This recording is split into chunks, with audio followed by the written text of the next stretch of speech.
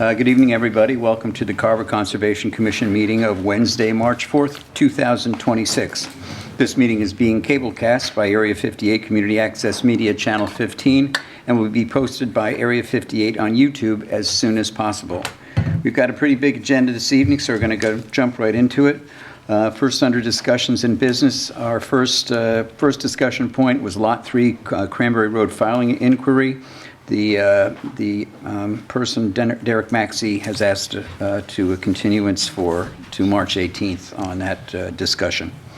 Our next one up is a revised plan for Lot 1 Rochester Road, DEP SC 1260688. Olivia, you want to? Yeah, so the owner of this property had called or emailed me. This plan is associated with a lot that was issued an order of conditions sometime in the last year, and it's for Lot 1. There's a couple of lots with different orders of conditions for each of them, and he had sent this as a revised plan to see if it could be an amended order or a new filing. And you want to bring your microphone over? Oh, yeah. Please. Sorry. Thank you. My bad. So he had submitted this kind of an inquiry about amending the approved plan for the order of conditions.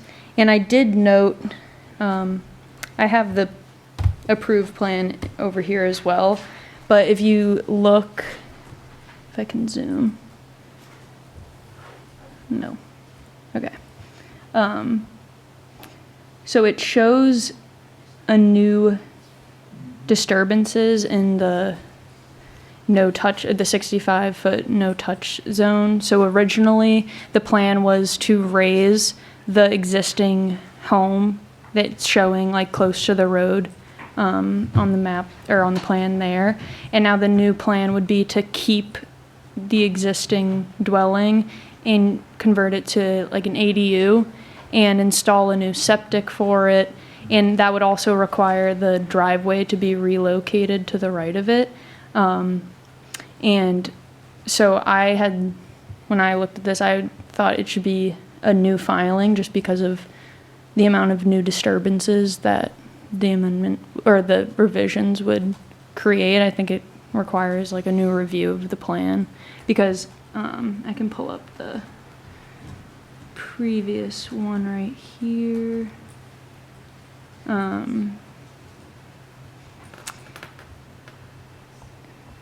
Sorry, I thought I had this pulled up. All right, this was the approved plan before. So you can see how like that's where the driveway was and that dwelling was going to be raised. But yeah, they're now proposing the new septic and whatnot. So it's just a whole new project, basically. What was proposed and approved for the new dwelling isn't changing. But I also told him I would bring it to you guys to get your opinions, and also if you think it's an amended or a new filing, and if you have any like comments or considerations for while he's preparing the new form. Okay. It's a pretty big change. Yeah. So I think that it warrants a new filing. Yeah, that drive is going to be very close to that bog, so my feeling is that we should have a new filing. I agree too. I agree. I We agree. have consensus on that. I don't think we need to vote. All right. Yeah.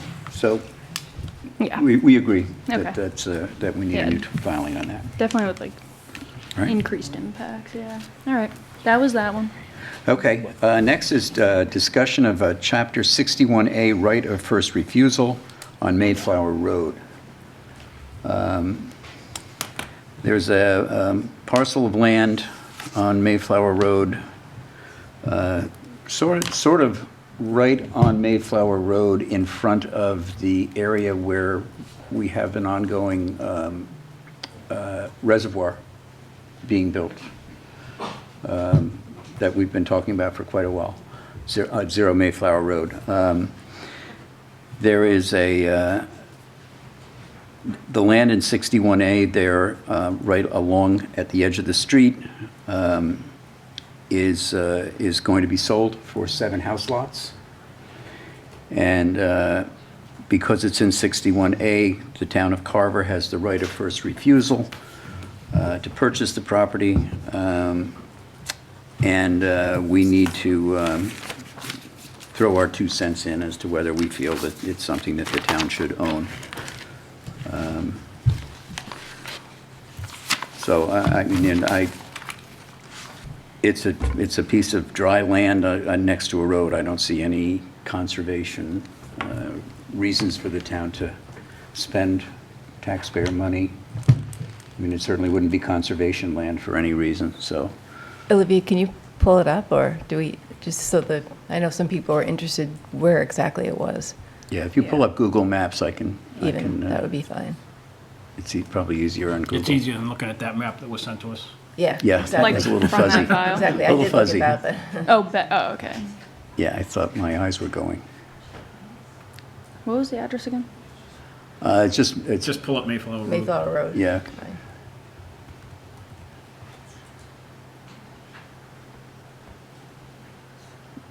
not that one. That's a different Mayflower. Oh, no, that's No, it. you're right. That's it, that's It's it. that, it's It's the, right where the cursor, your cursor was. It's above Right the, here? No, above over. road, above the word road. Yeah. No. No? To your right, where your the, right? where the Over by the red, bogs. red dot is. see where that Oh, reservoir okay. is? Yeah. That's It's okay. just to the right of the reservoir. Right here. Okay. Okay. That's it. That swath of forest there. We're going to sell and make into 7 house lots.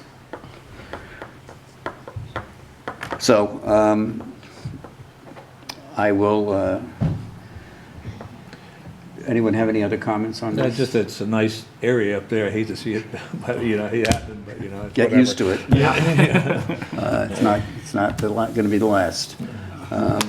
I mean, I don't see any conservation use for it at all. It would No. just be buying it to buy it and not do anything with it. And it's Right. got no particular use to us at all. So- No. And so, So I would make the motion to not recommend that we purchase it. all right, second, anyone? Second. Ann, second? All right, it's been moved and seconded to recommend that the town of Carver do not purchase the land on Mayflower Road that is coming out of 61A. All those in favor say aye. Aye. Any opposed? Opposed. Opposed. Opposed, okay. All right, so it's 4-1. All right, now, we have 4 continued public hearings this evening from quite a while ago. I am going to change the order of the continued public hearings, and I will tell you why. The last one listed on the agenda is 0 Golden Pond Road, which is off Federal Road. And this is the request for determination of applicability. And when we left this last in January, we had issued an enforcement order to AD Makepeace to stop working on that, contingent upon the Conservation Commission going out and doing a site visit, and also the land being delineated. Well, there's 3 feet of snow on the ground, and neither one of those things can happen. So I'm going to open that public hearing if anyone wants to add something to it this evening, but because we have not been able to do what we said we were going to do, and the area has not been delineated, we're going to continue this tonight. So if anybody has anything they want to add tonight, they're more than welcome to, because it is an open hearing, but we are going to continue it, and we're going to have to come back when the snow melts and people go out and are able to look at it, and that the wetlands are all delineated. And I don't know when that's going to be. So, I would just add that Makepeace did respond and Yes. said that they have stopped all work, are in compliance with that, but cited their concerns with not being able to do much more than that. right, But they, right, we're sent not a- going to be able to see anything. Yeah, they right now. sent a letter in good faith. Yes. So, yes, machine, go ahead. We need a sign. Does she have a sign sheet? Oh my God, sorry. Just a piece of paper. Just a piece of You paper. know,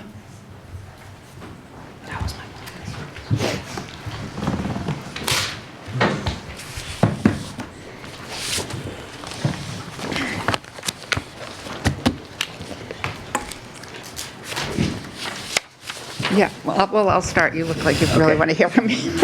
My name is Meg Sheehan from Community Land and Water Coalition. We filed the RDA, I believe, in December. And we, at the last public hearing, had some questions from the Conservation Commission, and we submitted some revised exhibits, and we're here tonight to explain those revised exhibits and to answer any questions that you might have, and we have a new exhibit as well. So I'll turn it over to Mr. Fano from Ecosystem Solutions, professional wetland scientist, who prepared the maps for the RDA and the new maps. Okay. I'll be short, Mr. Chairman. At the last you. public hearing, well, wait till we get to the next one. I'll make up for it, don't worry. The town council was asking about Exhibit A with the perennial streams, and what I had done is I had outlined them to make them more prominent, and she had the question of whether or not there were actually blue lines there because they were potentially obscured by my lines. So what I did was I removed those lines, so the blue lines that you see before you now, which you can see connect the bog cells, and then go into the woods and connect to Golden Pond and so forth and so on, are actually solid blue line, which indicate that there are perennial streams under the law. Okay. So that's that. And then you asked me, Mr. Chairman, specifically, you had a question. So if you turn to the next page, is now Exhibit X.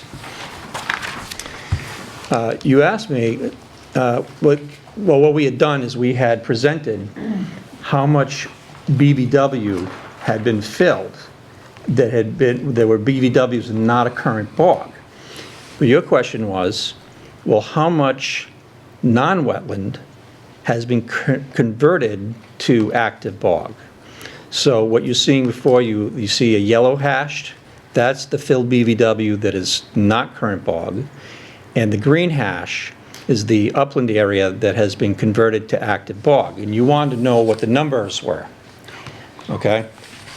So the yellow hash, that is the filled BVW, not current bog, comes up to plus or minus 6.3 acres, and it excludes the DEP wetland change overlay area in the upper right-hand part of the photograph.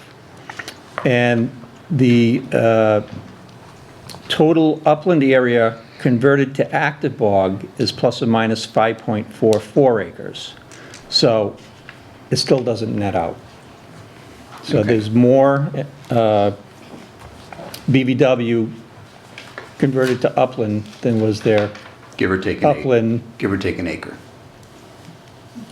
I think it's much more accurate than that, but Okay. yeah, so it's like, yeah, oh, I know what you're saying, is about Yeah, there's an acre more. Acre difference Correct. between what was taken away and what was given back. in Correct. So effect. that's the update Okay. and the answering of the commission's request. All right. Thank you. Appreciate that. Thank you, Bill. Okay. Any questions?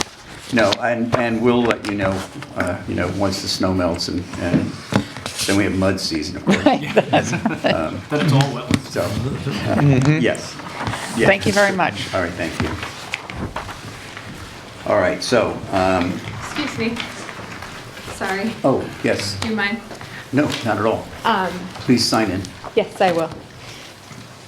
My name's Leah James, and I'm legal counsel for the company, and I just, from Foley and Lardner, and I just wanted to let you all know, we do have representatives from Makepeace here tonight who were here with the intention of not necessarily responding to the substance of the RDA, but to give you some information about why this renovation project was undertaken, how it was undertaken, and I think we can also address one of the things that Mr. Fanoff just raised with respect to the yellow hashed portion. So we are, of course, planning to be here for the enforcement order when that is heard, but given that representatives from the company are here tonight, if you'd like to hear from them, we're happy to have them be heard. I would defer to you. If you would like Okay. to do it this evening, then we can do that. We do have a full agenda tonight, and we are going to have to come back, but if you would like to get these things out tonight, then, Why don't we do it and we'll keep it short, and then if the company representatives don't need to come in 2 weeks, that's great. If they do, we'll bring them, we'll you're being be- optimistic that the Yes. snow will be gone. But, Well- okay, I understand what Well, you're saying. I will be here. If we don't need to bring Okay. folks who are actually That's fine. employed at the company, that would be That's great. fine. So, yes, You wanna if you'd come like up, to do Glenn? it this evening, that works fine. Okay, great, thank you. You're welcome. And it's short also, I promise. Okay, good. Good evening. Hi. Yep.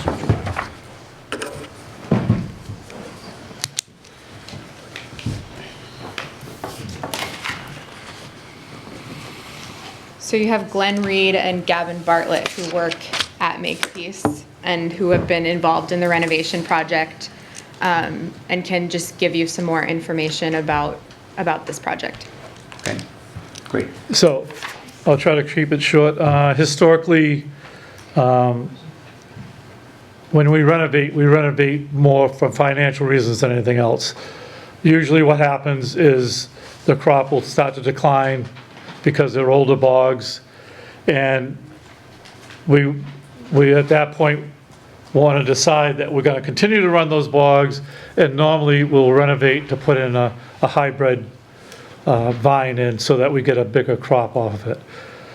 In doing so, these bogs were built historically, I'm not sure exactly when these bogs were built, but somewhere in the 1800s to early 1900s. They were made out of cedar swamps, maple swamps, brown brush swamps.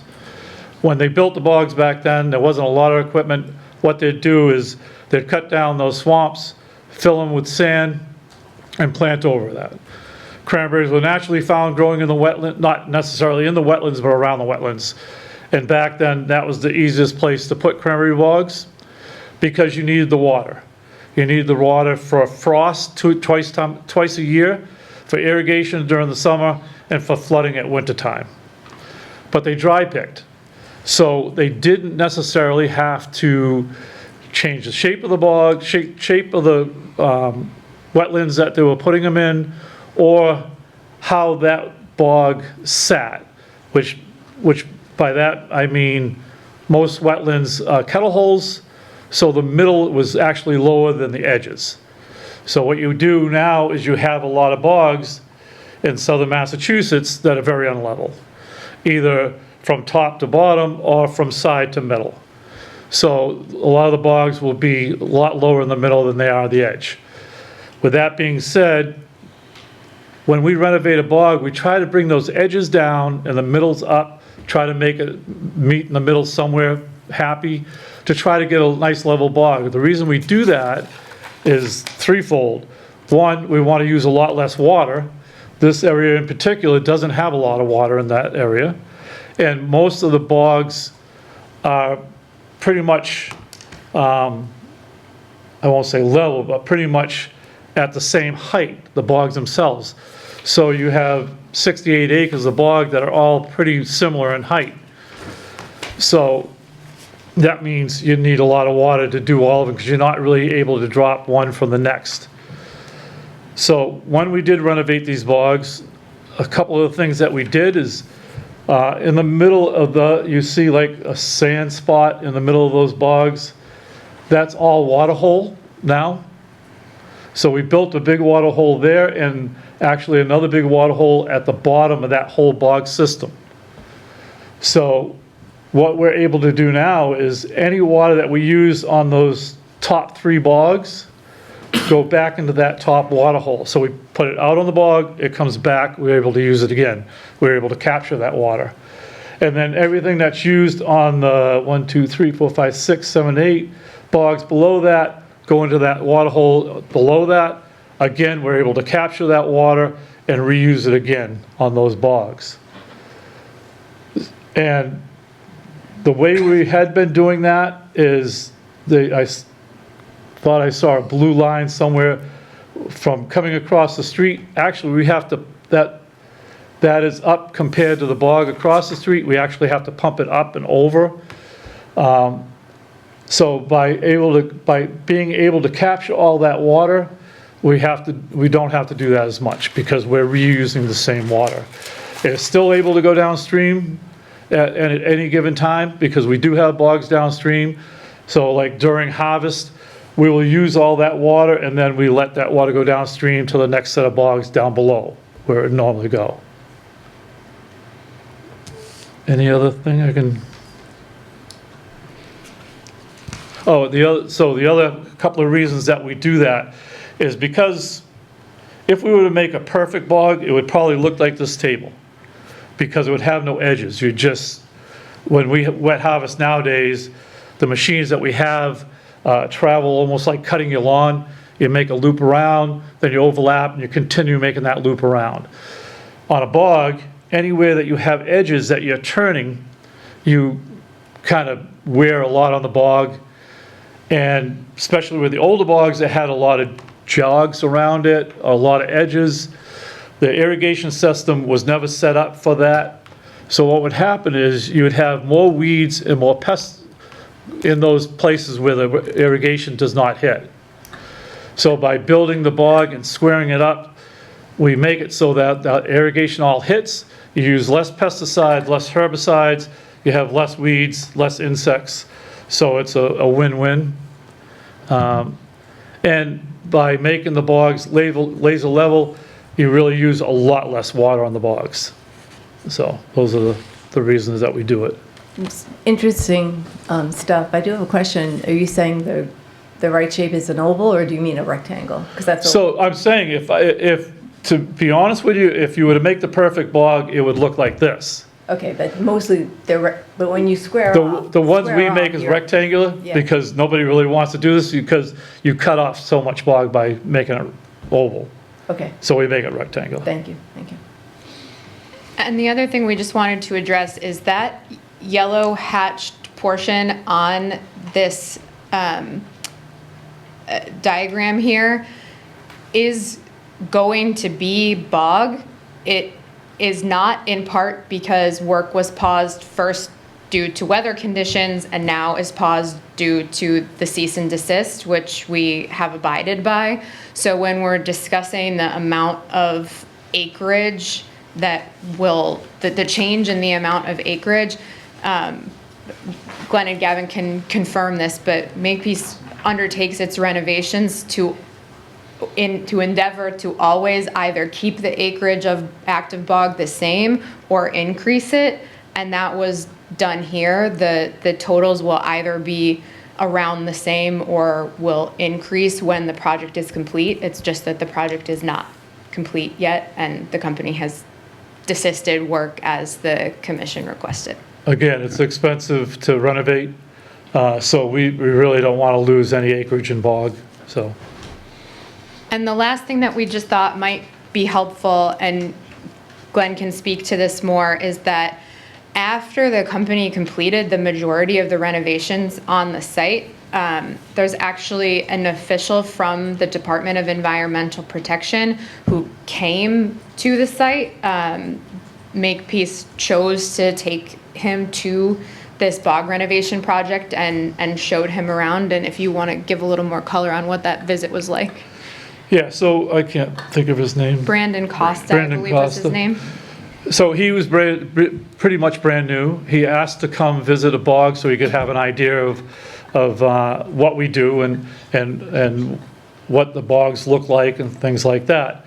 So when he did come, we actually brought him there. We could have brought him anywhere, but we wanted to bring him and show him because we do have existing bogs just lower than that too.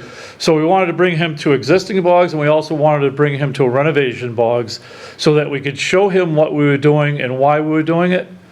And I don't want to put words in his mouth, but he said he was very impressed on what we were doing because of the way that we were able to use less water and pesticides and herbicides and things like that. So we just thought it might be useful there for the commission to know that, you know, of course, DEP may not have seen all of the plans, but they've seen the outcome of the renovations. Okay. Thank you. I think that's what we have. Any questions? I have one question out of curiosity. Sure. Across all of the renovating bogs that you did because of the unevenness, what was the greatest discrepancy between high and low? Okay, probably the bigger bog up there in the corner. That had a very low belly to it in the middle Yeah. and high ends.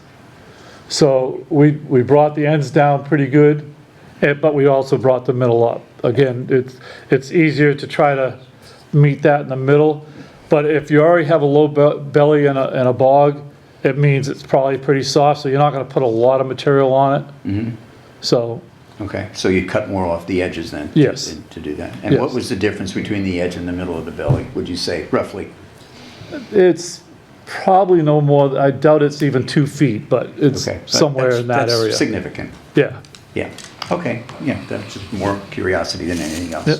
Okay, okay. thank you very much. Thank All you. right, thank We you. appreciate it.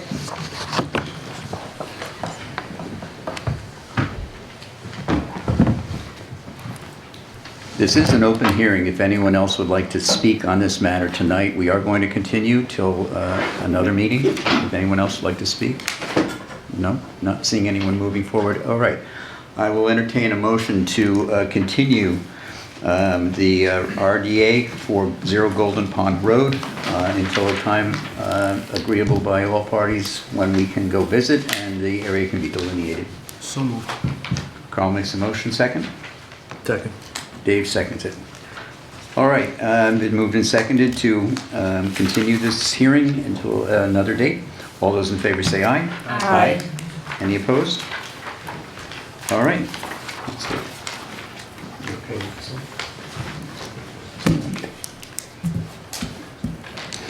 All right, now we'll go back to where we were.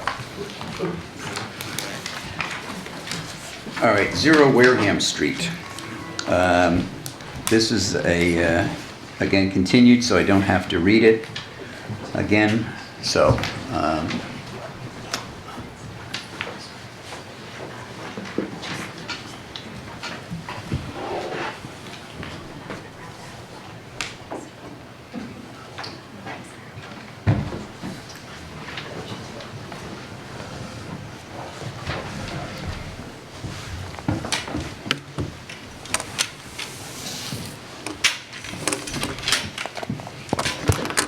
Hello, I can start introductions unless that's a microphone, if you can hear me okay for the recording while I'm setting up.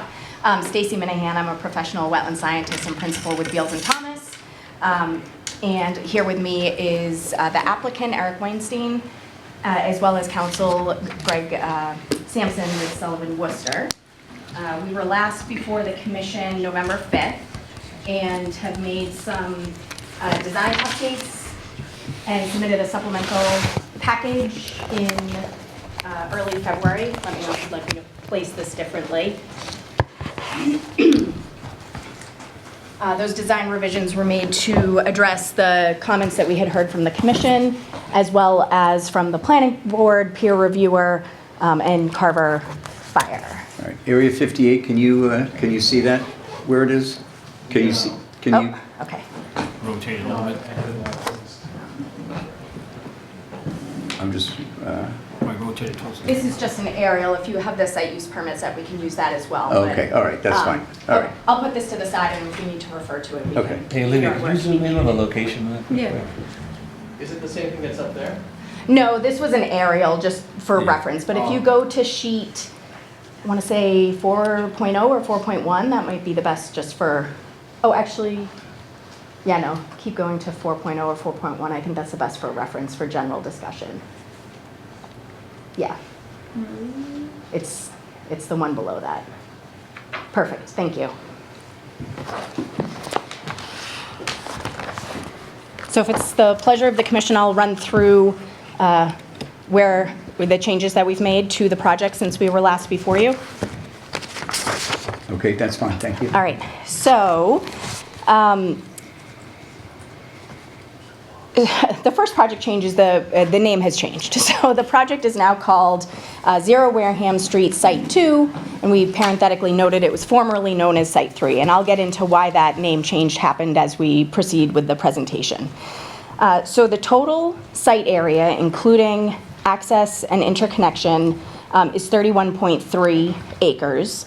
There's 28 acres of tree clearing and grubbing, and there's 1.5 acres of tree cutting where the stumps will remain. And if the commission wanted to see that, perhaps later we can go to sheet 2.0, shows those areas. So as I mentioned, we had submitted supplemental materials in early February to respond to the questions and comments to date. I'm going to highlight some of those notable items, but then I'm happy to review any of them in more detail or answer any questions. So the plans have been revised along with the stormwater design. We combined 2 sites and reduced the overall impact acreage. So I'm going to get into that a little bit more in a moment. And we also incorporated a berm around the battery energy storage equipment area at the request of the planning board. We had a forester go to the site and prepare a forestry report that is included in your materials. It documents the 16-acre dead red pine area, which is thought to have been from a pine borer infestation years ago. And for planning board, more purview, we've updated the decommissioning, but I figured worth mentioning to the commission. So most germane to the commission, we heard what you said, and eliminated work within the 100-foot buffer zone and within 200 feet of that easterly reservoir. So at the commission's hearing, there had been commentary about, is the reservoir a river? Is it not a river? And so we applied a 200-foot offset from that reservoir and have maintained work outside of it. The only exception to the work within 100-foot buffer zone that I just said, so before there were about 2.89 acres of tree cutting within the buffer zone to accommodate the project, that's been eliminated. There is still work in the buffer zone where existing agricultural access roads, the sand track roads that run through the property, where those pass through the buffer zone, because we are using them for access to the project site and because that's where the utility trenching will occur within or immediately adjacent to the roads. So the only work occurring within commission jurisdiction is that utility trenching and access road improvements. Now, and we did in the supplemental materials include a variance request as well, because some of those existing agricultural access roads do pass through, under their current condition, the 65-foot no-build zone. The work therein is limited to underground trenching. There's no tree cutting required for the road improvements. There might be some like evening out of the grades of the road surface, but again, no tree cutting. At most, there could be tree trimming in a few areas of the access road improvements. So the reason, well, not the reason. So once we applied the commission's feedback on site, what used to be called Site 3, the commission may remember that there are or were 2 other projects that are being considered in this vicinity. One of them is a dual-use project on Cranberry Bog, and the other one, which was called Site 2, was going to be similar to this project in that it was within treed areas. Once we applied the same parameters that the commission asked us to take a look at to the Site 2 project, it really became too small to be viable. And so what New Leaf did was take just a piece of what was Site 2 and add it to Site 3 and renamed the project Site 2 because it's odd to have a Site 1 and a Site 3. Okay. So the, I do have a pointer if it works on the screen. No.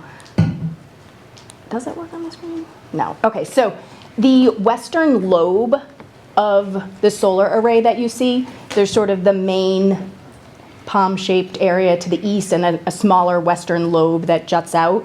That lobe is what has been added to this current project site before the commission.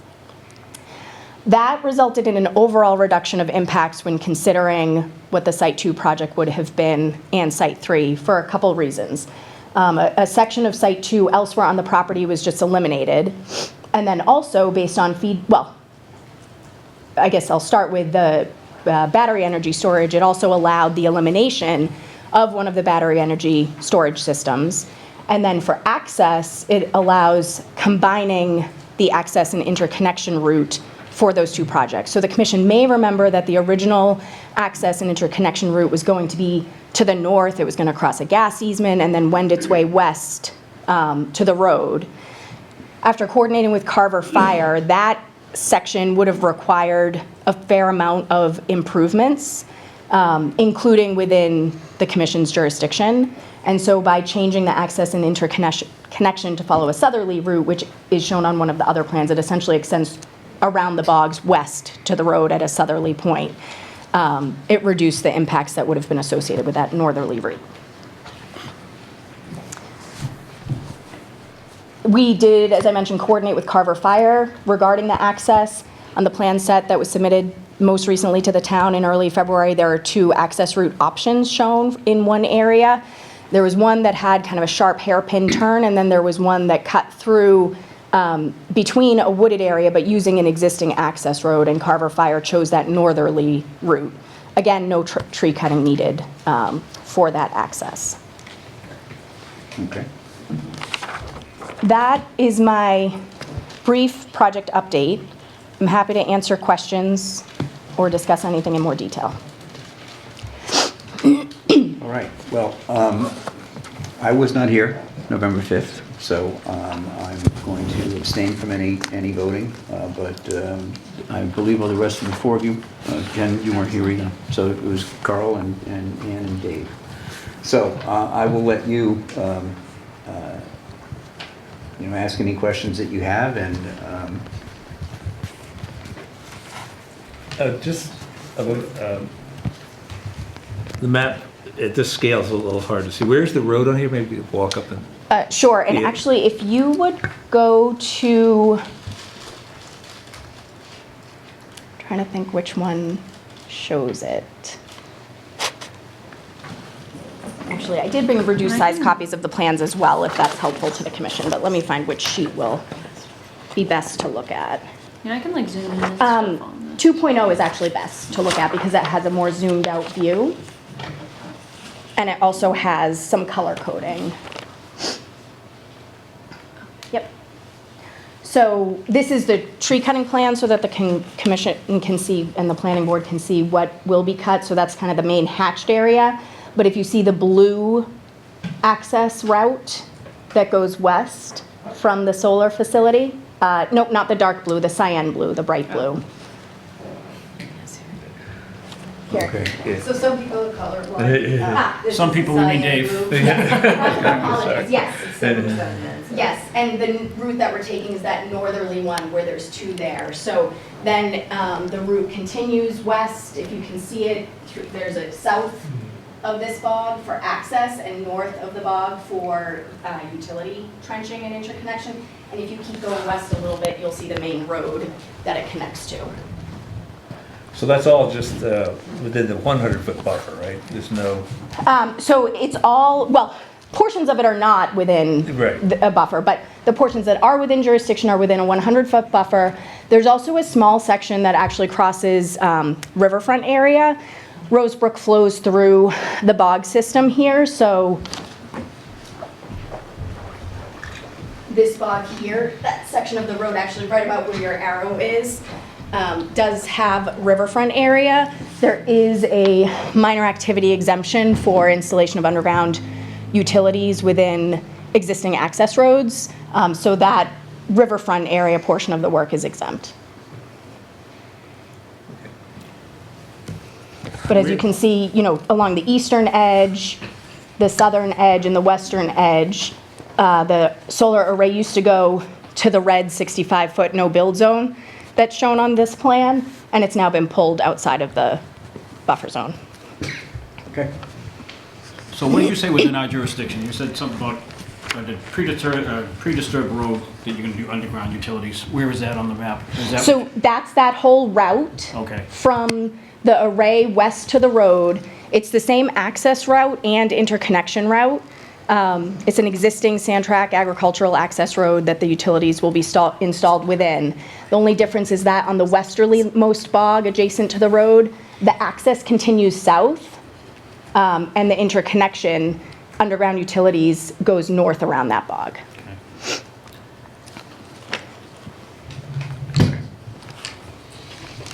So other than that, there's nothing in our jurisdiction. You've taken all the forestry out of our jurisdiction. Correct. There's no tree cutting within your jurisdiction. All right. Appreciate that. Yeah, very much. Yes. Well, we heard the commission at the Oh, first good, meeting. Thank you. Thank you for doing that. Just so everyone else knows, like that whole area that they have basically gridded out it has dead red pines, but also pitch pines, scrub oaks. It's a fairly nice pine barrens area. So that's the main feedback we had from going on the site visit. Right. Was Yes. it's a shame to cut when there's so many other things you have so much other land Yeah. that you could do dual use or whatever. And- So we just hate to see pine barrens cut for no Right, reason. and that was part of the forestry report that we discussed doing and had included. So this area is dominated by really white pine. It's not a high-quality pine barrens habitat, and that portion of it does contain 16 acres of dead red pine, where the underbrush is coming in. Certainly there's habitat there, I'm not arguing that, but in terms of the rare kind of regulated pine barrens habitat, it's not this site. Yeah. All right. Okay, thank you. Thank you. Thank you guys very much. Anyone from the, Ms. Harrelson? Wow. Should I sit up front here? Yep. Or you can sit over here if you want. They can stay there. Right, there you go. Thank you. I submitted comments to the Conservation Commission this afternoon, so thank you very much for bearing with me, but I'd like to go over bullet points from my comments. I do want What you sent us to, earlier. I do want to mention that there have been other occasions where we have received documentation from the Community Land and Water Coalition well past our deadline, and this is one of them. So I understand, thank you. I will give you a couple of minutes with bullet points, but this is really, Can you clarify what your deadline is? I'm sorry, I was unaware of it. 48 hours? I believe it's 48 hours. I Yeah. apologize, Oh, yeah. okay. I was, I had to take 3 days off. I mean, I lost power for 3 days last week, so that didn't like impact the workload a little. You don't have a typewriter? Thank you so much, thank you. I'll try to be brief. So we would like the Conservation Commission to deny this order of conditions for this project for the following reasons. The first reason is that the applicant has used its forest cutting plan and the Forest Management Act as a cover for site preparation for solar. We were told that the applicant had a forest cutting plan on file. We requested to see it from the Conservation Commission. We were not provided a copy of it. This is an ongoing pattern of this applicant to use the forest cutting plan, use the Forest Management Act and the forest cutting plan as site preparation for solar.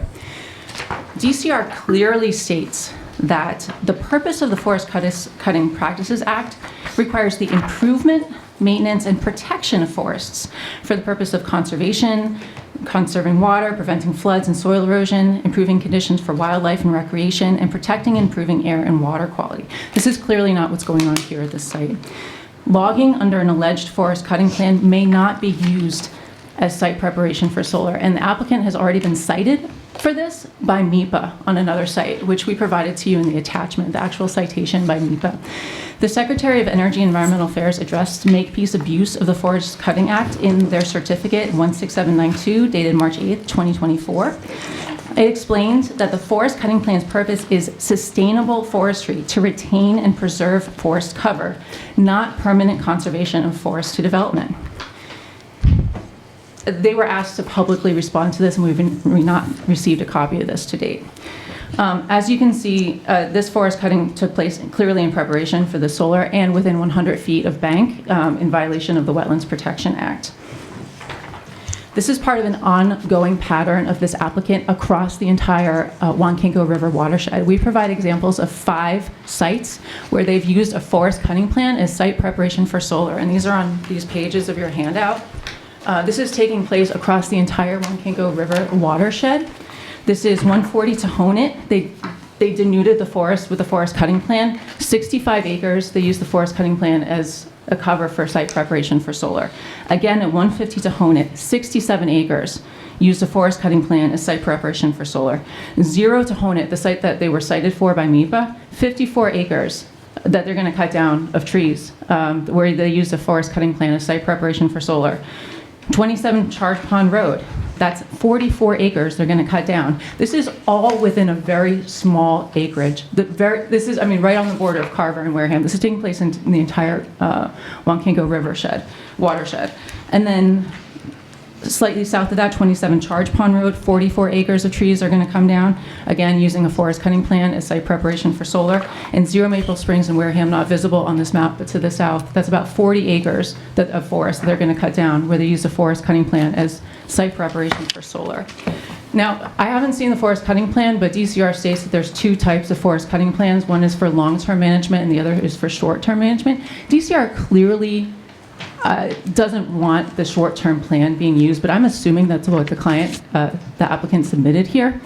DCR states, short-term harvest can limit future income and management options by removing trees before they reach economic maturity, leaving little value for future forests, retaining slow-growing or poor-quality trees that we just talked about, and removing mostly large diameter, high value species. As a landowner, the type of management implemented on your property is ultimately your decision. However, the DCR hopes you will consider taking a long-term management approach, which the client has clearly not done here. The observation by town staff in October 2025 that the forested areas largely consist of dead or unhealthy trees that currently pose a fire risk is a deliberate manipulation of the forest by Makepeace, which is going on all across the region. You can see on aerial photography that the health of this forest declined rapidly after the installation of the solar project just to the north. This is part of a pattern of large-scale environmental destruction that the applicant is engaging in across the entire Waukegan River watershed, which has the potential to collapse our ecosystem of the Pine Barrens region within this area. I mean, we're talking about hundreds and hundreds of acres of forest destruction by this client, and they're talking about a few dead trees. This is unacceptable. This needs to be investigated, and it's already been cited by MEPA. In short, they're doing site preparation within 100 feet of bank for solar. Thank you. I'm not going to go over the point number 2, the riverfront area, for the sake of time, because that's already been addressed by the client. Except for the fact that they filled in riverfront area you can see on my figure, in 2003. If there's any change of the riverine characteristics, it's because they dammed it up with a bog just south of the project site in 2003. Furthermore, point number 3, this particular project area was subject to MEPA review under their Tohonet mixed use development proposal back in 2008. This is part of the Phase C of the TMUD project. Their certificate, which they received in 2022, states, the 2022 FEIR does not propose any new projects. MEPA regulations include anti-segmentation provisions to ensure that the proponents do not evade, defer, or curtail MEPA review by segmenting one project into smaller ones. The solar project to the north was included in the 2022 FEIR certificate. This was not.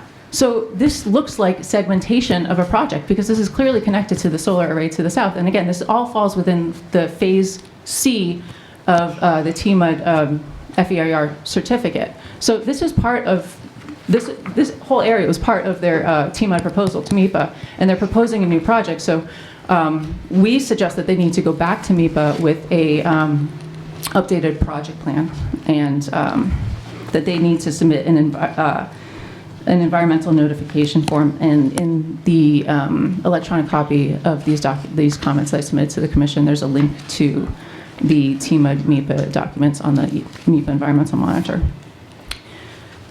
Now, fourth and finally, we think that the order of conditions should be denied due to cumulative impacts. We just heard the open public comments about impacts directly upstream of this at 0 Golden Pond Road.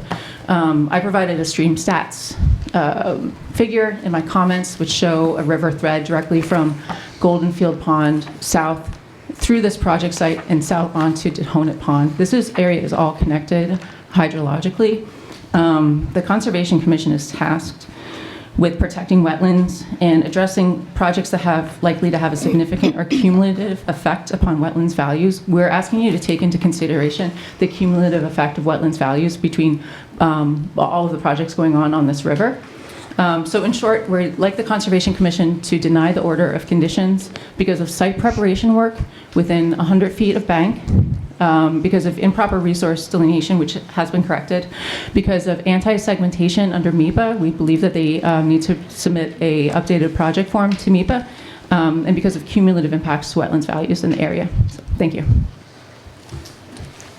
I'd just like to address this whole Tohonet mixed-use development issue, because I was here in 2003 when Makepeace announced they were going to basically get out of the cranberry business and to pivot to smart growth and sustainable development.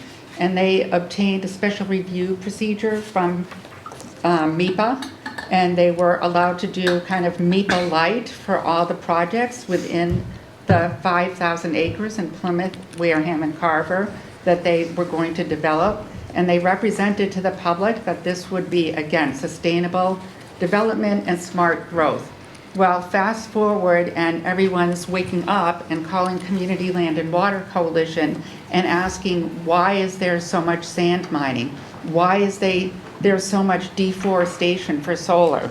Well, this is what has happened, and this is what is continuing to happen. Beals and Thomas and Makepeace and Borrego Solar did at least 12 projects, 3 of them down here in Wareham that Catherine mentioned that are here in this photo, 140, 150, and 27 Church Pond Road in Wareham, all clear cut. When they got to 50 to 0 Wareham Street in Wareham, and the secretary said, what is this? You can't clear cut for solar. That's never been responded to by Makepeace.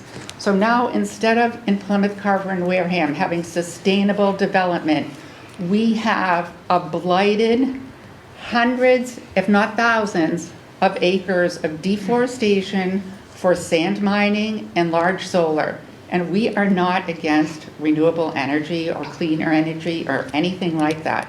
We are against this kind of getting out of MEPA. So in 2022, what Catherine referred to, Beals and Thomas and Makepeace went to MEPA and said, we're done. There's not going to be any more development in the 5,000 acres. This is all in writing. We submitted detailed comments asking for an evaluation of the damage to the environment from all the sand mining that was never taken into account in the environmental notification forms or MEPA reviews in that 15-year period. MEPA declined to do that, and Beals and Thomas told MEPA that there were no new projects proposed for the T-Mud area. And here we are today with another 27 acres of clear cutting for solar right here on the river, and still no accountability for the hundreds of acres at 59 Federal Road and Golden Field Pond that was turned into a solar project after sand mining. I could go on and on. I am very familiar with the details on each of these sites, happy to answer any questions. And that's not including the 200 acres over here on the other side of the Wonkinko River, which forms the border between Plymouth and Carver, where there's a 200-acre sand mine proposed to supply more sand to Reed Custom Soils up here on Federal Road. So your bylaw allows you to look at cumulative impacts, and we strongly urge you to do that, to at least continue the hearing and ask the company to provide that forestry report. I haven't seen that yet. I didn't see it posted on the website. We'd like to see the forest report, and we would like to get some input from DCR about whether this forest cutting that is being done all over the place in preparation for solar, you can see the trucks on the highway taking away the pine trees, whether this is consistent with the intent of the Forest Cutting Act or not. Thank you. Okay.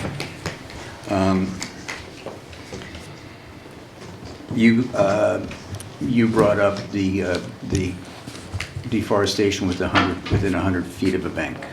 Yes. Has that been, with your new plan, has that been eliminated? Mr. Chairman, if I could just offer, Yes. when we just got these comments today as well. As far as, it seems like there are some comments that relate to the landowner as opposed to the applicant. The applicant's presenting the solar project with very limited work in the 100-foot buffer zone as we went through. We've eliminated all work in the 100-foot other than the existing access roads, and we've eliminated the work in the 200-foot riverfront area. So it's just work within existing areas that we're proposing that's under this commission's jurisdiction. So I'm not quite sure exactly where the alleged clearing within the 100-foot bank is, but that's not this project, that's not what's proposed before the commission tonight. Okay. Has that already been done? Has the clearing already been done that you're talking about? In the 100-foot? Yeah, you can look on aerial photography and measure. So I would just offer subjectively that I'm an avid hiker, and I hike the Wakinko all the time from Miles Standish headquarters in Carver, go down into Wareham. And I've seen this, and so I've heard a lot from residents of Carver, residents of Wareham, and residents of Plymouth about the cutting that's going on with solar and the sand mining as well. So, I think when we talked to you the first time about the cutting, that's where part of what our perspective is coming from. So when we see, like, you have thousands, tens of thousands of acres of cranberry bogs where you can put in all different types of solar, but instead you're cutting down trees. You can say that those are red pines and they're dying, but like from my perspective, which isn't I'm not an expert, but I know quite a bit.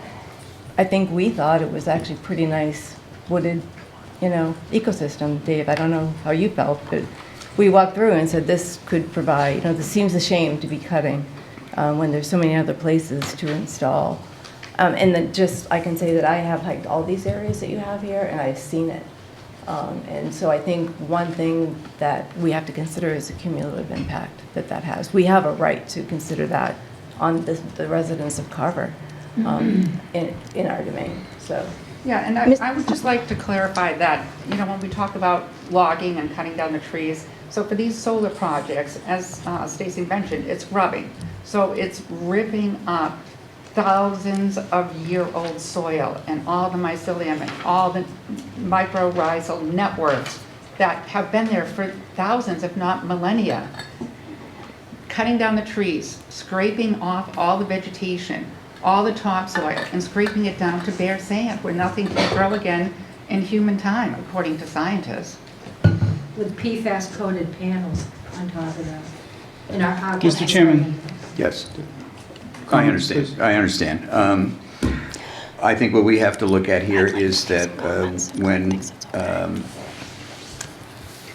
when they appeared before us in November, we had asked them to make changes, and I believe they have done so. And they've moved almost the entirety of their work outside of our jurisdiction, including the 200-foot riverfront, 100-foot buffer. There are some exemptions on putting the underground conduit in.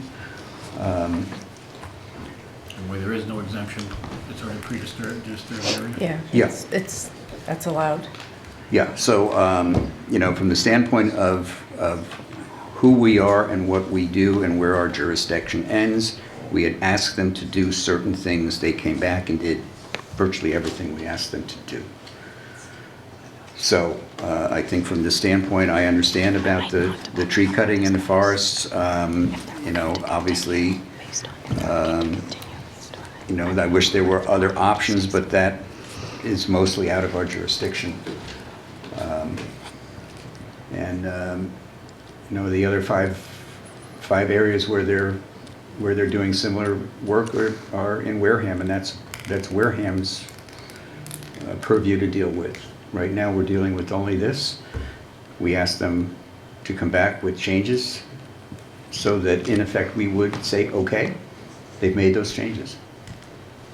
And I think that's fair, and I think that they did do that, but I think the burden upon us, and I'd ask Olivia for her opinion as well, and my understanding of the law and the bylaws is, what they're doing is bringing a lot of other local issues that contribute, and these things can all affect our aquifer, and we all have wells. So I think my question is, yes, they did address the things that we have. Now we have new information to sort of put this in a larger picture, and maybe we need to consider that. And I don't know, Olivia, how what input you have in regards to like our responsibilities here for Carver residents. I mean, I do think you have to consider how a project would impact the area around it, while also considering, I guess, like the limitations of jurisdiction that the commission has. I didn't have like too much time today to review this as it came in the afternoon, but like just after going through it and whatnot, I don't know. Because they did come back and, like how you guys have been saying, and took your input and did do that, and it's mostly outside of the jurisdiction now. You would have to consider, yeah, like the water impacts and whatnot. I don't know. It would just take, I'd have to think on it. I'm sorry. Mr. Chair, if I may just address, and then I'm happy to address other items as well if it's helpful for the commission in terms of some of the comments that were made. But to the commentary about, there's so many thousands of acres of bogs, why can't you just do dual use everywhere instead? But Eric can weigh in as well to provide more color if needed. But solar projects locations are selected based on a variety of factors in terms of, yes, minimizing impacts, where is their interconnection capacity, what landowners are interested in hosting it, where on those properties are those landowners interested in hosting it. There are, challenges and benefits with any type of solar, and so I would just urge the commission to keep that in mind. It's not a matter of, it was this project or a dual use project that we're choosing between. This was a project that worked with the interconnection capacity and a landowner that was interested in hosting it. We did pull all of the tree cutting out of the commission's jurisdiction, as noted. And like I said, I'm happy to hit on some of the topics that were raised if it's helpful to the commission, although I would reiterate what council said in terms of its relevance to the project before you. Right. Right. I think we got to look at the practicality of it too, and this is solar production is good for the community too. I mean, we gotta balance it out. You know what I mean? And I don't know. I hate to see trees cut down also, but I'd rather see solar panels going in the air than houses going there. I think that would have a much larger environmental impact. Can I respond to that, please? Would you be opposed to houses going in there? No, I'm saying there are numerous sources of funding for forest conservation. Makepeace is in a prime position, perhaps of all your applicants, to take advantage of state funding for forest conservation, knowing the ins and outs of the application process and how grants work and things like that. They are positioned better than almost any company in the area to take advantage of state grants for forest preservation. My question is, if this is in Chapter 61A, then they're already taking advantage of tax credits for forestry. There are other grant opportunities for forest preservation which fit in with state's biodiversity goals for 2030 and 2050 as well, and the state's Forest Climate Solutions program. But we can't force them to do that, right? I mean, right. So they have choices. Right, I'm just saying there's more choices than just forest or housing. There's many more choices. But this is their property, and they make the choices on it, so we can't tell them what to do. That's true, but you can assist them with the grant application process. And you can help them, apply for state grants for conservation and things like that. You can be a partner in conservation with them. Thank you. Well, I hear what you're saying too about renewable energy, and the Commonwealth is pushing hard now for as much renewable energy as is possible, and with offshore wind generation being questionable in this day and age, they're looking for other areas in which to generate renewable energy, and this is. Like it or not, we're in the area that has land and sun. Unfortunately, we're not balanced with the rest of the state. We seem to have more of it than anyone because of our terrain and our open lands. But again, it's renewable energy, it's what we're all going to have to do in the future, so. If I may, Mr. Chair, Yes. and I do agree with you about renewable energy. However, as you may be aware, Mass Audubon put out a study, saving forests and making solar, something to that effect. The state right now is undergoing a rulemaking process for the Smart 3 regulations. That, as I understand it, so this is the Smart Solar Program, you do not get any solar credits for cutting down trees to make solar. They've gotten huge pushback from across the state, and maybe Stacy and the solar company knows better. But it's all about the taxpayer subsidies that they get for solar. They wouldn't be doing this if it wasn't for taxpayer subsidies. So when you say the state is pushing solar, the state is not pushing this kind of solar anymore. Those days are gone. And they're undergoing a huge permitting process where they're going to take all this authority away from the towns under the zoning laws and make it into a centralized permitting agency at the Energy Facility Siting Board.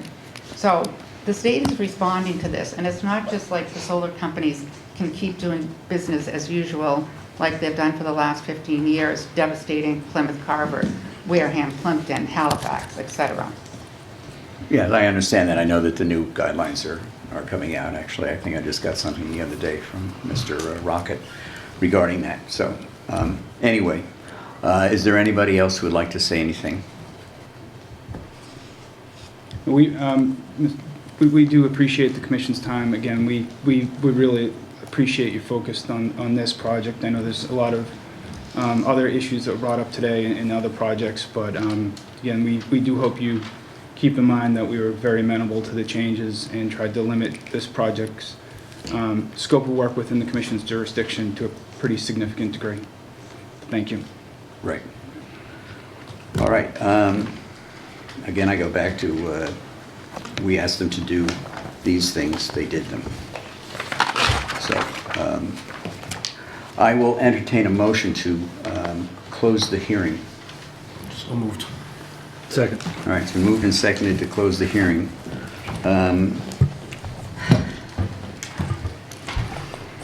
Since there's nothing inside 65, we don't have any variance.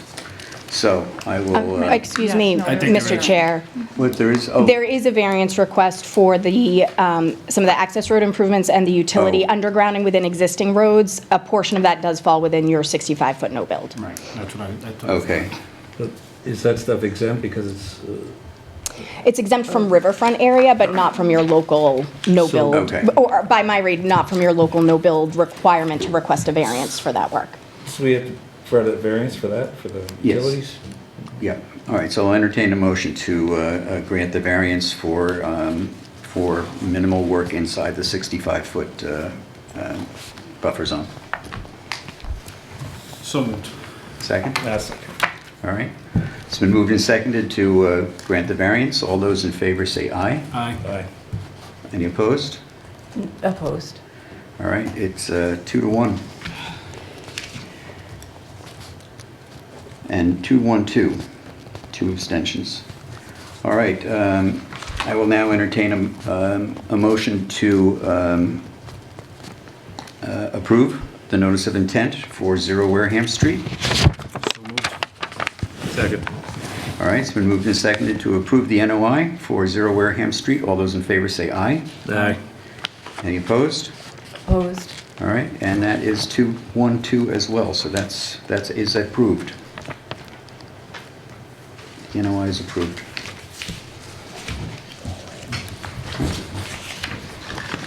Thank you very much for the Thank you. commission's time.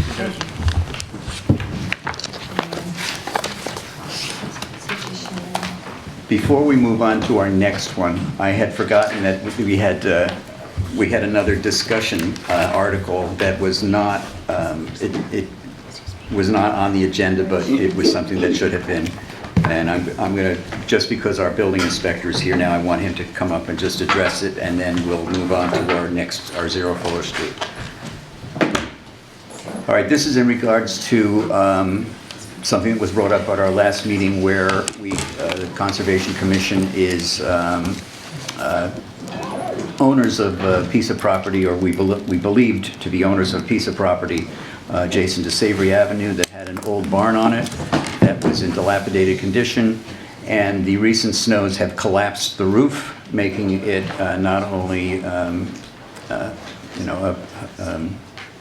unlivable building or uninhabitable building, but it also a danger to the neighbors and the neighborhood. So what we had asked our agent to do, our conservation agent to do, was talk to the building inspector and find out what we could about taking care of this and doing some demolition, roping it off, and I'll turn it over to our building inspector, Rod.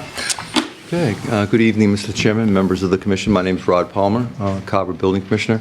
So Olivia and I had some discussions today, and I know that you all had some concerns and interest in that building. So I wanted to just come here this evening and explain to you what I would like to do in the next few days, so you all understand, and if you have any questions, I'll be more than happy to answer them. So we have this building.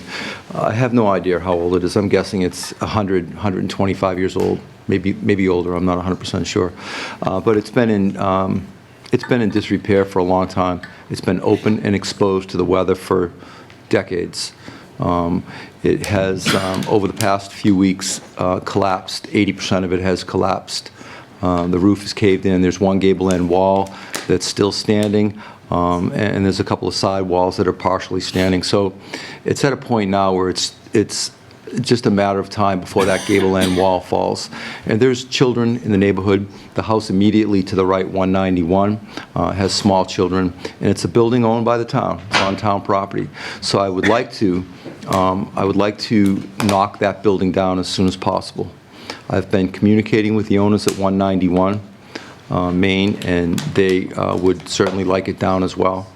And what my plan is, if things go well and I can arrange it with O&M in the next few days with approval from the Board of Selectmen, my thoughts are to go there, to remove the snow around the building and collapse the building so it's completely down and in a neat, manageable pile where nothing further can fall, and we don't have to be concerned with somebody getting hurt.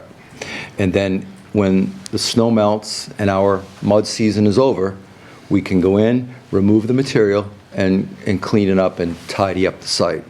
So that's my plan, and I'm hoping to get it done as soon as possible. So I'm not sure if the commission might have any concerns or questions. Maybe I can help answer. I just want to add that after the walls are collapsed and before it's all cleaned up, we're going to put a fencing around it also to keep people around. I think that's a great idea. Yeah, and just to clarify, we were under the impression that this piece of property was one of the multiple pieces of properties that were under conservation control along Savory Avenue, all the different sections that create the Savory Avenue conservation land. According to Rod and looking into the property, it says that it's owned by the Board of Selectmen. This piece of property that has the shed on it. So we have to get to the bottom of exactly who owns it. I mean, it could be that the assessor's card is incorrect and that it was given to conservation at some point, but as of right now, it's definitely town property, and definitely we're going to collapse it, but at this moment, we're not 100% sure which part of the... Who pays for it? Well, I mean, the town's going to pay for it, but it's a question of which town entity is responsible for it. So, anyone have any questions of Rod? No, I think it's a great plan. Great. Yeah, Okay. We appreciate your Thank you. help. All right, we'll keep you in the loop. That's you. my son trying to call me. He doesn't give up. All right, thank you very much. All right, Shake thank that. you. All right, and we'll move on. Sorry about that. I just, I didn't want him to have to wait till the end of all this. Okay, 0 Fuller Street. This is continued as well.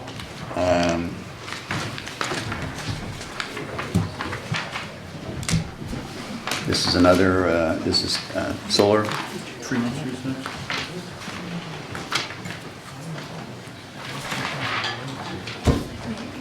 So don't you have to open solar to continue? You have to open Fuller to continue it. Oh, okay.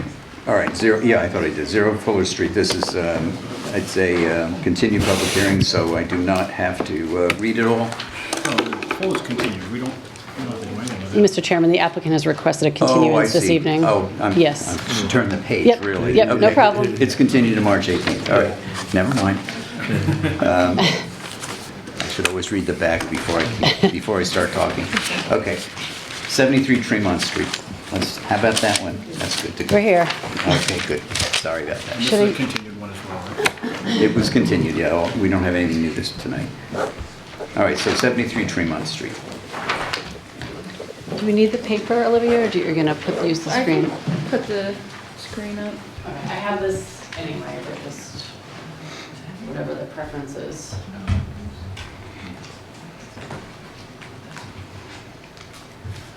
You can be the pointer. Good evening. For the record, Sarah Stearns with Beals and Thomas, and with me for the applicant is Matt Swansberg, as well as counsel Greg Sampson. We also have several members of the landowner family here as well tonight. So as the chair said, this is a continued hearing from our last meeting on January 7th, I believe. And just a couple of brief updates on this project for 73 Tremont Street. I have the overview, I think sheet C20, Olivia, on that plan set, if you want to scroll to that so everyone can see. Yep. So there's a lot kind of going on here, but just wanted to draw your attention to one specific area. Excuse me. Yep, thank you. Over by Tremont Street, where the transmission lines are currently. This is the area closest to Tremont where the point of interconnection and emergency access is proposed. And the change that was made since we last spoke and since the site visit, I think almost everyone was able to do the site walk with us, is that the applicant has changed the pole-mounted interconnection to a ground mount or pad-mounted interconnection point. So what's shown here right off the street will no longer have infrastructure associated with the interconnection in that buffer zone to the off-site. It's an old cranberry bog tucked in the woods back there that we saw along the little path. So the applicant was able to move that infrastructure outside of the buffer zone. There is still, as was proposed in the earlier version, some clearing proposed, selective clearing for just the improvement of the road that's there to meet the fire department requirements for emergency access. But again, no substantive change other than moving infrastructure out of that no-build, 65-foot no-build zone and 100-foot buffer zone. So it's pushed further back from Tremont Street in a previously disturbed area. So this is a positive improvement from what we first had in front of the commission. This was presented to Carver Planning Board as well. And in terms of, from their perspective, a better screening option and setting the equipment back from the public way. So it kind of met a few different objectives. And then the other minor update further back along the same page, in the rear here, is where the battery storage component is proposed, and that was always proposed outside of the 100-foot buffer zone to the wetland that's back there, but it was moved actually a bit further away from that 100-foot setback. So again, no real change in jurisdictional area, but just wanted to point out those were the couple of items that have been amended in the plan set that was submitted a few weeks back prior to tonight's meeting. Everything else is the same from our earlier submission. All of the components in terms of the dual use program, the canal canopies, the floating solar, and the ground mounted solar are the same as they were from our previous filing. I would note that the planning board at our last meeting did close the public hearing on this project, so we're not anticipating any additional plan changes from that discussion as well. I think that's really it in terms of an update. I'm happy to revisit any of the things we've talked about or we looked at on the site visit. And I'll turn it to Matt if you have any additional comments you'd like to make.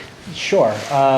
Thank you, Sarah. I think there was only one other thing. Mr. Chairman, at the last hearing, you had asked us to take a look at this upland bog right here and where we're currently proposing ground-mounted solar. And we were asked to look at different designs for that bog, specifically something that might look more like a dual-use design. So we did look at different options there, but while doing so, we also learned a lot more about that specific bog. One thing that I've learned, developing solar on cranberry bog properties is that not all bogs are the same. And this particular bog does require a lot of water. It needs a lot of irrigation, which is one of the reasons why it's being considered to be removed from production. That and it doesn't have great yield compared to some of the other bogs on the property. So when this is taken out of operation and without the irrigation that the cranberry grower provides, this bog is going to dry up. It's all sandy soil, so it doesn't really retain water. So we didn't really see that there would be a real benefit to something that looks more like a dual use with this specific location. Okay. All right. Well, thank you for looking into that. Appreciate it. Of course.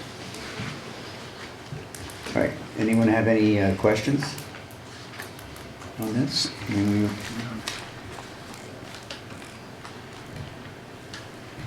Okay. All right. Thank you. It's an open hearing. Is there? Ms. Sheehan? You're obscured by... You're still here, right? I had a feeling that you... Actually, I do have a question for... Yes, go right ahead. For Sarah and team. So we got communication that I guess was emailed to us on December 12th from Mass DEP about this property. And we never got it. So Olivia sent this to us just a few hours ago, and it has to do with the wetlands change map. And so basically it asks us to look at human altered areas on this property. I think there was maybe 6 of them. Did any of you have a chance to look at them? No. They're just, No. I mean, they're here, and they asked the commission to take a look at these human altered areas and make sure they're sort of functioning within our bylaws and to make sure everything is okay with that. So I know that you guys, you have some concerns about things that have been altered on the site, and we were asked by Mass DEP to look at this and to do a site visit and to talk to the owners about these areas of change, which, Sarah, do you know what I'm talking about, like on Yes. Mass Mapper? I do. That's just an open issue. We just got this today. We were in the midst of like having no agent, and so. Yeah, so this was issued as part of the file number issuance from DEP. So when you file a notice of intent with Mass DEP, you're issued a file number based on essentially cursory review by the department to ensure completeness. It doesn't mean it's approved or anything, but they note things that they have a protocol of things that they look for. They provide advisory comments to the local conservation commissions based on their findings. And almost always, their first look is at the wetland change data layers, which is organized by date ranges. And what that is based on is areas that are looked at topographically, or what's the word I'm looking for? I don't know, drawing a blank. But and call out areas that look as if there have been a change made and ask applicants to speak on that. So there are 2 areas on this property that were called out. They're quite small on the edges of 2 areas of cranberry bog. I don't really want to speak for the landowner, but I'm wondering if I can ask Matt to comment on it. One thing that we had talked about, I think typically they're associated with farming activities on sites like this. It appears that both of these areas are, and if you want, I can just, do you have a figure of it showing the 2 areas? Yeah. Okay. Yeah, we do. So when we did the site visit, Sarah, with you guys, but we didn't cover any of these areas, right? When we did the site visit with you all? I don't think we talked about it or anything. You didn't talk about that at the site visit, right? We did not. Okay. No, we I didn't. just wanted to make sure. Just a point of order, Mr. Chairman. Yes. Are we here for a notice of intent, or are we here for an enforcement action? I mean, there's nothing on your agenda tonight to talk about enforcement on this property. We're here for a notice of intent, Thank you.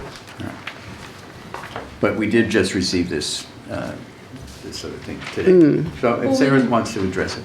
Yeah, and it was noted in the issuance of the file number, so DEP brought it up in the context of this notice of intent, so that's just why Dan was bringing it up. Yeah, I mean, again, not wanting to put anyone on the spot, I think we'd have to look into it and kind of look back at the history here to sort of match up the date ranges with projects that were undertaken on the bogs themselves. Yeah. No, it just as like in reviewing the project, and I noted that comment on the file number, and they did ask to, Yeah, to review it, and I was like, after I reviewed that, understood it would be something outside of what the notice of intent was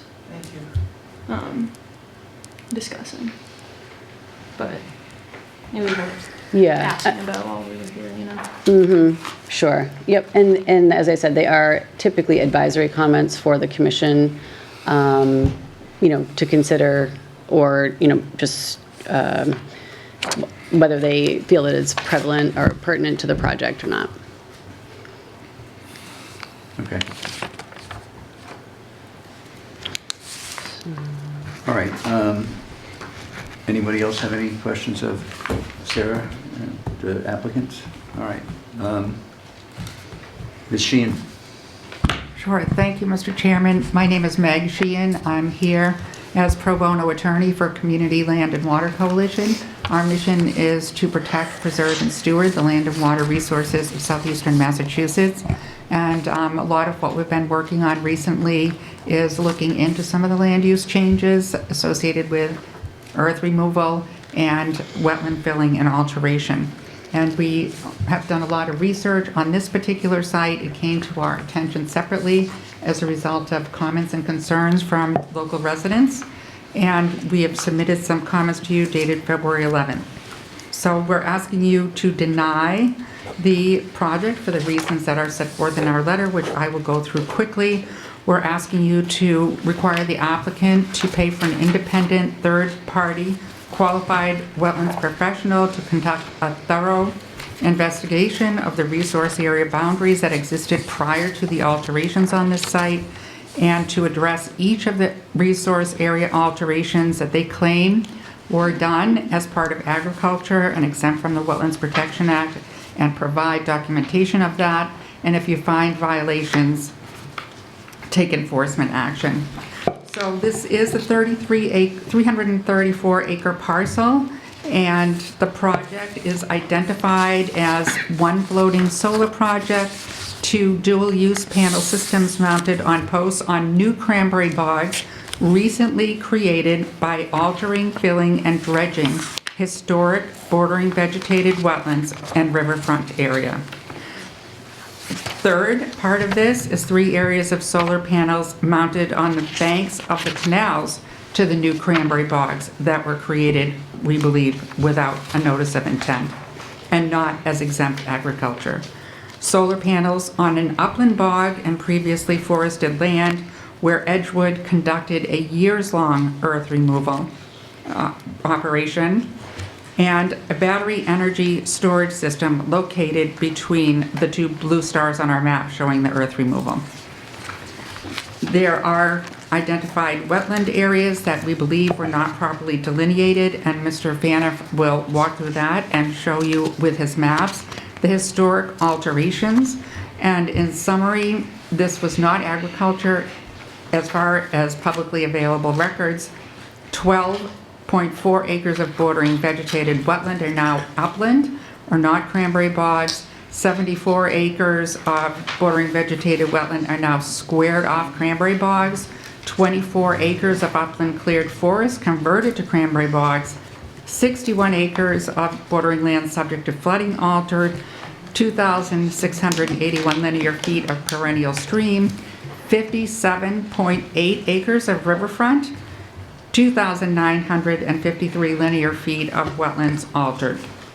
So I will turn it over to Mr. Fanoff, professional wetland scientist, who will talk about the alterations to the site. Again, this is nothing against solar, but when an applicant or landowner comes in and has altered land in order to put solar on the altered and filled land, much like AD Makepeace has done the clear cutting in preparation for the ground mounted solar, it certainly appears that this applicant has filled and altered wetland resource areas to put these solar projects on top of it, and we don't think that the wetlands are accurately delineated or that the commission should turn a blind eye to what has happened here and approve the solar project. It should be denied. Thank you. Good evening. My name is Brandon Fanoff, professional wetland scientist, as Meg just stated. I also have with me Elizabeth Angert from my office, junior wetland scientist. She was responsible for drafting these exhibits before you. Meg and Catherine submitted exhibits a little while ago. I since added 4 more because the more I looked, the more Elizabeth looked, the more squared off bogs that we found that we think were improperly squared off and therefore constitute a violation and an incorrect wetland delineation. So my talk is going to be very similar to what I did a couple of months ago for Smith-Hammond bogs. It's in the same kind of format. I found a lot of the same kind of things. And we start off with the USGS map with the DEP wetlands overlay on it as Exhibit A. And the property, it's a very large piece of property. It's outlined in red here. It has a series of solid USGS blue lines running through it. Water bodies, cranberry bogs, shrub swamp, deciduous swamp, mixed deciduous and evergreen swamp. But you'll notice that the area we're really focusing on are those red blobs and kind of like the lower part of the page where it reads CB. Excuse me, do we have this digitally? Oh, yes. We can't see what you're talking about because we don't have it in front of us. That's from. There's more copies up here as well. Yeah, we should put it up on the screen No, I anyway. will, I am. I'm just saying, there's also some right there.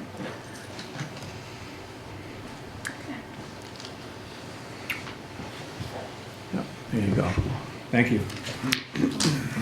All right, so I'll quickly go through it again. The property is outlined in red. The DEP wetlands overlay is shows up, those red polygons you see are cranberry bogs. We have open water, which is in blue, and various other kinds of wetland types like shrub swamp, deciduous swamp, and the like. And these were done, these maps were created over 20 years ago. So what we're seeing is kind of like a frozen in time of what DEP saw on this property. And I said it before and I'll say it again, there's always been, like argument about how accurate the DEP wetland overlay maps are. But when it comes to the active land and agricultural use cranberry bogs, I find that the DEP wetlands overlays are very accurate. And notice the blue, the solid blue lines. Yes. Mass GIS clearly states that they are not to be used for delineation purposes. All right, thank you. It was pointed out that Mass GIS clearly indicate that these are not to be used for delineation, but continue. Mr. Chairman, am I going to be constantly interrupted through my talk? I'll make that determination as we go on. Please Thank continue. you. So what I do is I have to listen to any point of order. Okay. Now, what I want to do here is go back, the property's outlined in this teal color. Exhibit B, thank you. And what we're looking is at what the property looked like in 1997. And this is just what the bogs looked like at that time, and the property looked like at that time. Okay? And then we go on to Exhibit C. And what I did is showing the DEP wetlands overlay once again, along with the yellow outline of what the bogs look like today. So I outlined what the bog configuration is today, and you can see how it differs from the way it did back in 1997. Okay? And it's my estimation that the total fill BVW that is currently not bog is about 12.4 acres. However, with the bog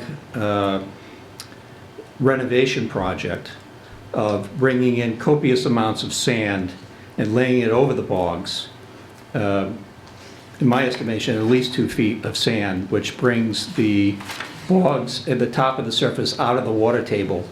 That comes up to approximately 74.3 acres, which is the total filled BVW, which is still current bog, but in my estimation, does not function as a bog anymore. Okay. On to Exhibit D. And you see we continue to carry over the blue lines from the USGS map, so you have an idea of where all that is. You can see where the open water is. You can see where the cranberry bogs are mapped, which line up very well with the aerial photography. So the last time on Smith Hammond Bog, the chair asked the question of how much upland was converted to active bog, okay? And we estimate it's approximately 24.8 acres.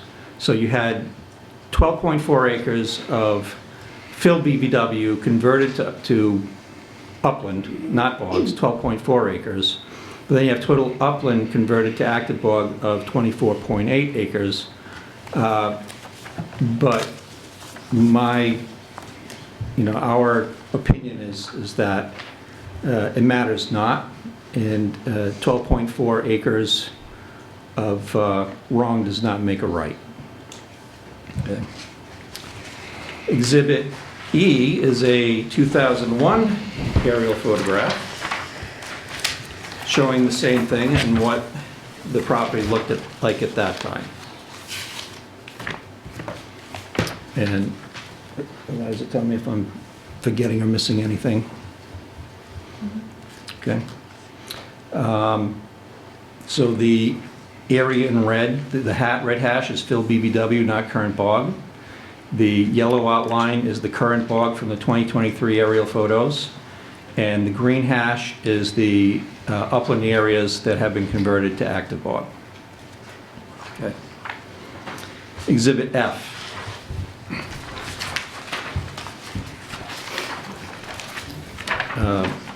Is the FEMA floodplain map, from the flood insurance rate map.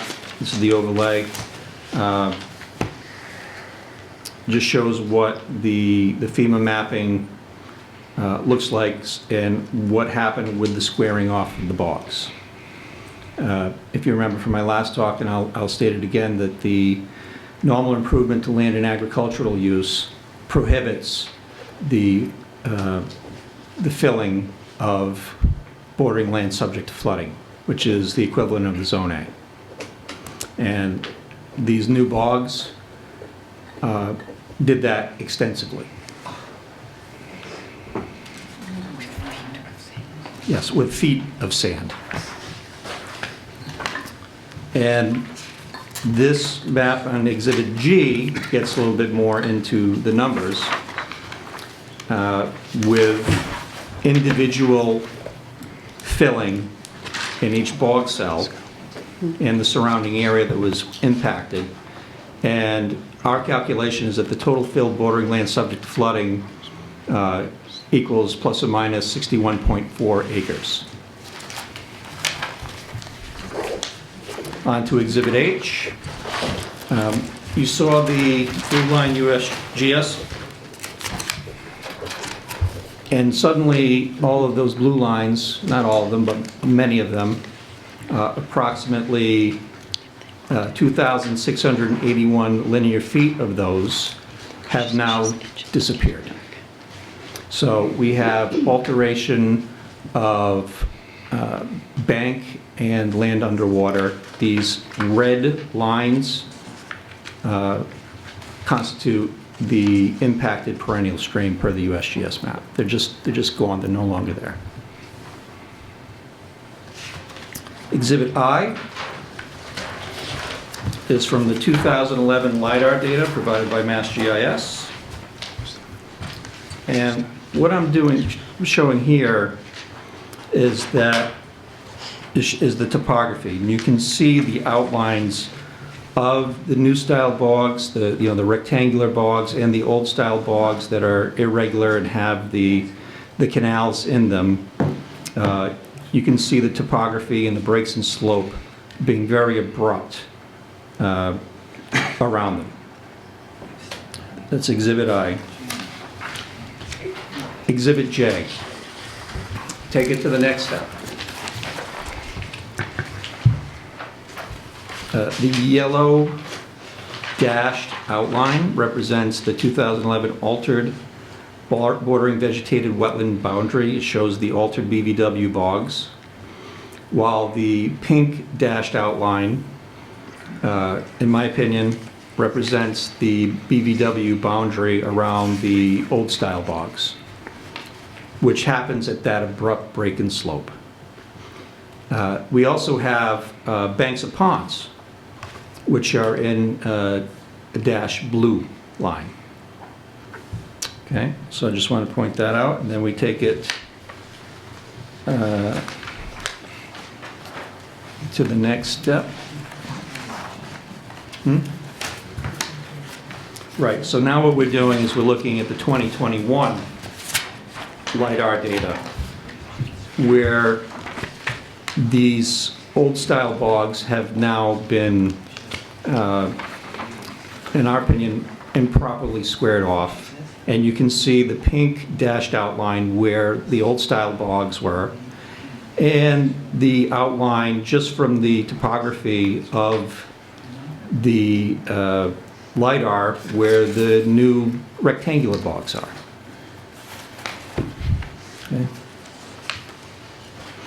Which, in at least one case, goes through one of those ponds. And then we take it to the next step in Exhibit L, where I then included the USGS blue lines, the Mass DEP wetlands overlay, showing the old style bogs, and what as you can see, the red polygons line up very well with the LiDAR data associated with the old style bogs. And this shows the breaks and slope with the old style bogs, the yellow outline of the new bogs, and where the blue lines used to be. Okay. Okay, and then I want to focus on the perennial streams themselves, on Exhibit M. So I carried over, I geo-referenced the blue lines from the USGS map and carried them over onto the aerial photography. And what these yellow dash lines and red dash lines represent are the 100-foot riverfront area, what we call the inner riparian zone, and the 200-foot riverfront area, the outer riparian zone. So that's basically the riverfront area around these blue line perennial streams. That's Exhibit M. And in Exhibit N, I want to point out the area of riverfront that has been impacted as a result of the work going on here, which is in a shaded yellow. And based on our calculations, plus or minus 57.8 acres of riverfront area has been impacted by improper squaring off of bogs. which leads to an incorrect wetland delineation. Exhibits O, P, and Q are different versions of the same thing. It shows the watershed that the perennial stream that goes through this property is associated with, and this is really more for federal level jurisdiction, especially under the most recent, Clean Water Act, Waters of the United States rule, to show that based on USGS mapping and the use of an app that USGS has called StreamStats, proves that the water body that goes, the waterway that goes through the subject property continues all the way to the ocean. The first, Exhibit O, is in a USGS form. P is in the shaded relief LiDAR form from 2021. And Q is the 2023 aerial photo, showing the watershed and the waterway going from the site all the way to the ocean. And now we have some close-ups, areas that I want to point out to the Commission. In Exhibit R, you'll see where, again, using the DEP wetlands overlay, I want to focus on the open water, this kind of that upside-down U shape, and the WS1 shaded, the hash WS1 area that is now gone, if it ever did exist. But the open water, our estimation is that there was approximately 2,953 linear feet of altered bank around that in order to expand this water body. And the WS1 wetland is approximately 0.16 acres. Okay. In Exhibit S, Exhibit T, and Exhibit T, I want to point out how much forest has disappeared since 1997. The forest area I'm pointing out is in green hash, and this is what it looked like in 1997 in Exhibit S. In Exhibit T, the green hashed areas are the areas that are still forest. The red hashed areas are areas that were forest but are no longer forest. And it includes parts of the area where a pond or reservoir is and where some new cranberry bogs are. Okay, and we estimate the total forest altered is plus or minus 116 acres. And then there are the 4 close-ups of bog near the road that we didn't notice until later, but we think it should be brought to your attention anyway. In Exhibit U, we have 2021 Google Earth aerial photo over the 2023 MassGIS aerial photo. Right, but it's up on the screen. And they do have it in the 11 by 17s that were handed out tonight. It's on the screen. It's not on the screen, but it is in your hands. And there are more copies up at the table if anybody wants to see it. So the original bog, before it was improperly squared, is in yellow. The filled, not current bog area is in hash green. And we estimate that approximately 1.79 acres of BVW has been filled that is now not bog. It's now in an upland condition. And then we move on to Exhibit V, as in Victor, which is the same area, and we want to point out the same things, except in this case, we wanted to show you that there are very large piles of sand and grading lines I did miss in the last, I want to point out in the last one, in Exhibit U, there is an excavator on the bog. And also, Elizabeth should have stopped me, but in Exhibit U, that's from January of 2021. It's a Google overlay showing filling, oversanding, and alteration of the southeast bog. So January 2021, Exhibit U. Exhibit V, March 2021. So about 2 months later, this is what it looks like. Copious amounts of sand being spread over the bogs. The canals starting to disappear. The bookends and end pieces of the bog that were BVW now beginning to disappear into oblivion. Exhibit W, the end product, October 2021, showing the final product, showing these improperly squared off bogs. You can see in red outlined where the bog used to be, and the green hash is the filled BVW that is not current bog. It's now an upland condition. And the current bogs, I should say, are outlined in solid yellow.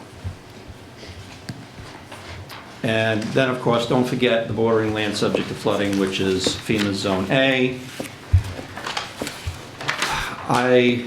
You just saw the aerial photo with the piles of sand in these bog cells. Like I just said, you cannot fill bordering land subject to flooding as part of your bog squaring process and still be considered substantial improvement of land in agricultural use. You can't do it. And it was done in copious amounts. So I want to bring this to your attention. Thank you. Does anyone have any questions?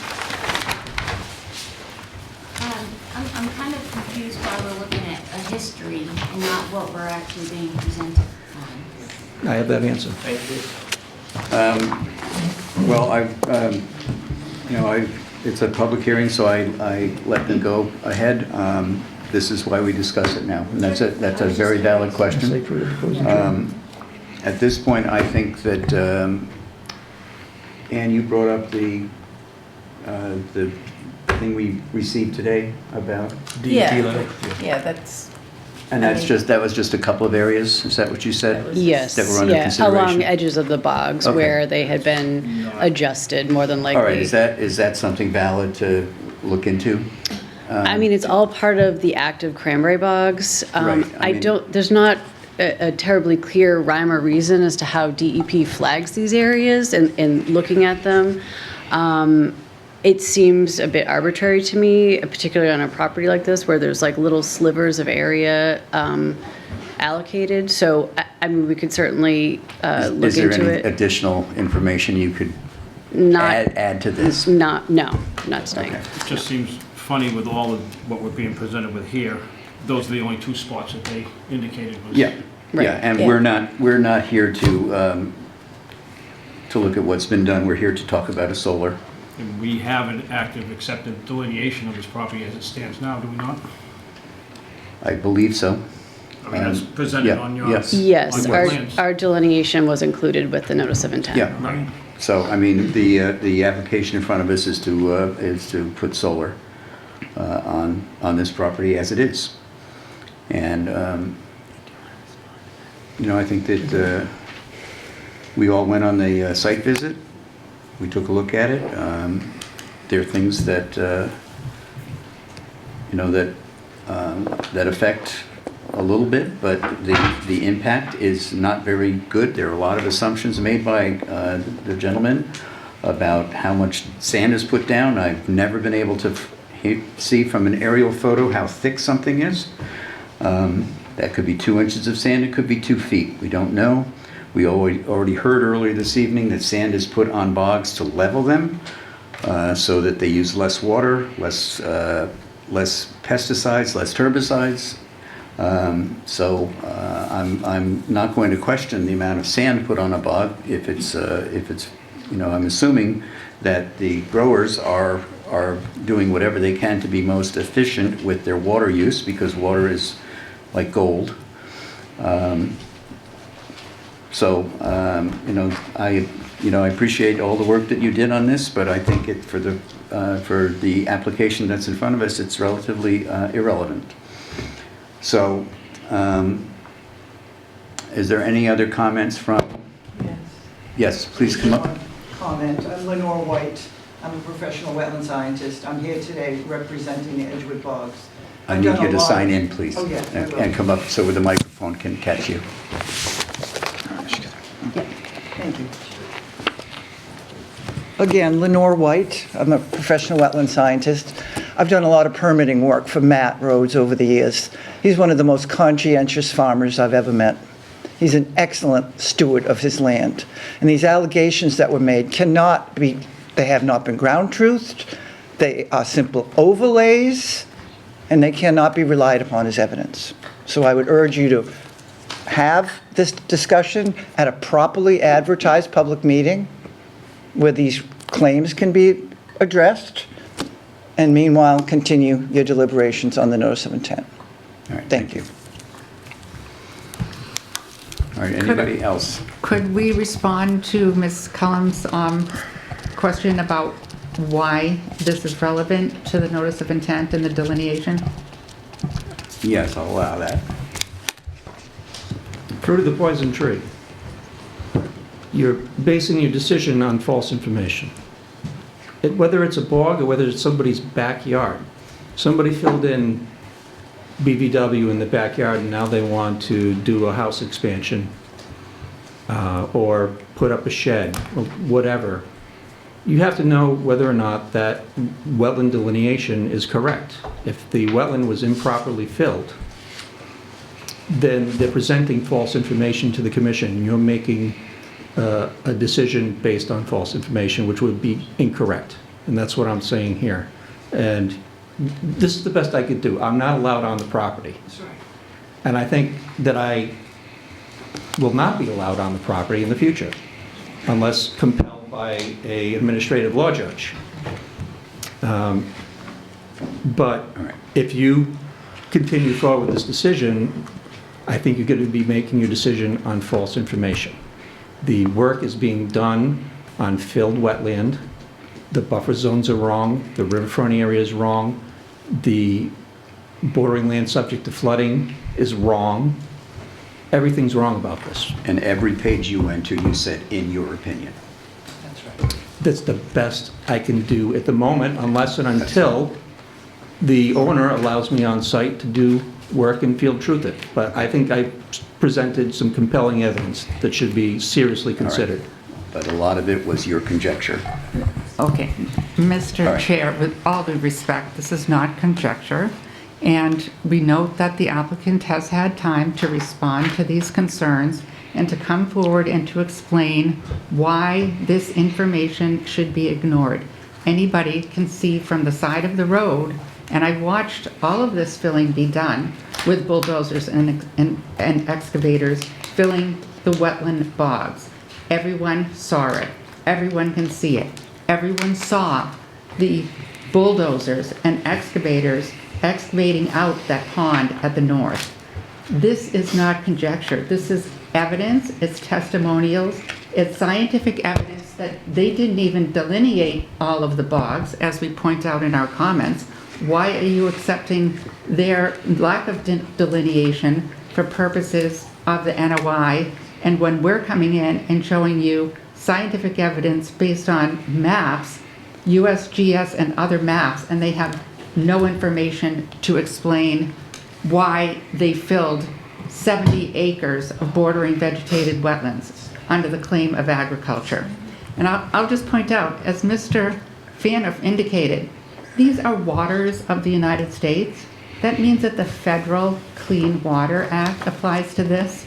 The Conservation Commission in Carver or anywhere else cannot approve projects that violate federal law and state law and just say, well, that was done in the past, and so we're just going to pretend it never happened. The reason why these wetlands are protected are for clean water, for wildlife, for flooding. Filling 50 acres of bordering land subject to flooding, of land that is supposed to help prevent flooding downstream to other residents of Carver, that is not a minor thing that you can just ignore and say we're just looking at a solar project. That's really fundamentally contrary to the purpose and your responsibility. Thank you. Does anybody else have any questions? I have a question. Yes. So I think like as a commission, we love bog owners, we're trying to, do what's right for our citizens, but we took evidence like this on Zero Golden Pond and felt compelled enough to issue an enforcement order based on evidence just like this. But now you're saying evidence just like this is insufficient to act. So as a commission member, I just think we as a commission need to decide this is going to happen over and over again. And we need to do what's right for the citizens. We take an oath to do what's right for the citizens of Carver. So I'm looking for your direction on this. I mean, I feel like this isn't okay, that it was okay at our last meeting. Like, that was good evidence then, but this isn't good evidence now.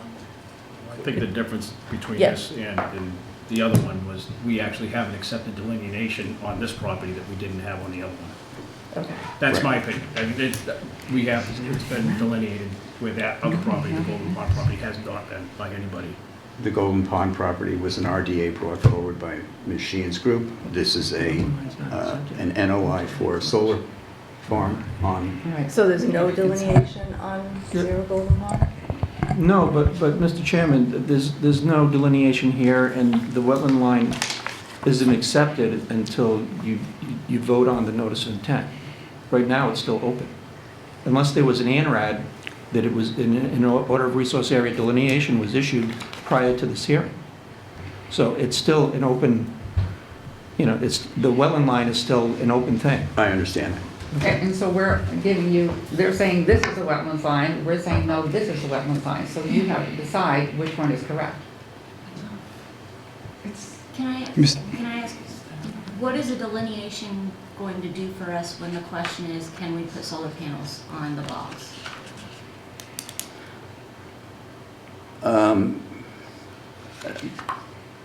I think the issue with the last one, the Golden Pond, was that we were unsure if they were doing work.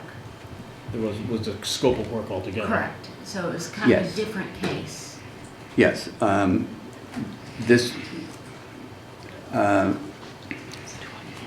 The delineation, I don't know what the ramifications of that would be. I think that, again, I go back to the exemption for agricultural, which this clearly was. This is taking an existing cranberry farm and making it more efficient, less use of water, less pesticides, less herbicides, and now with the solar component to have renewable energy. My feeling, my personal feeling is that what's been done here, the way it is, the way this farm is today,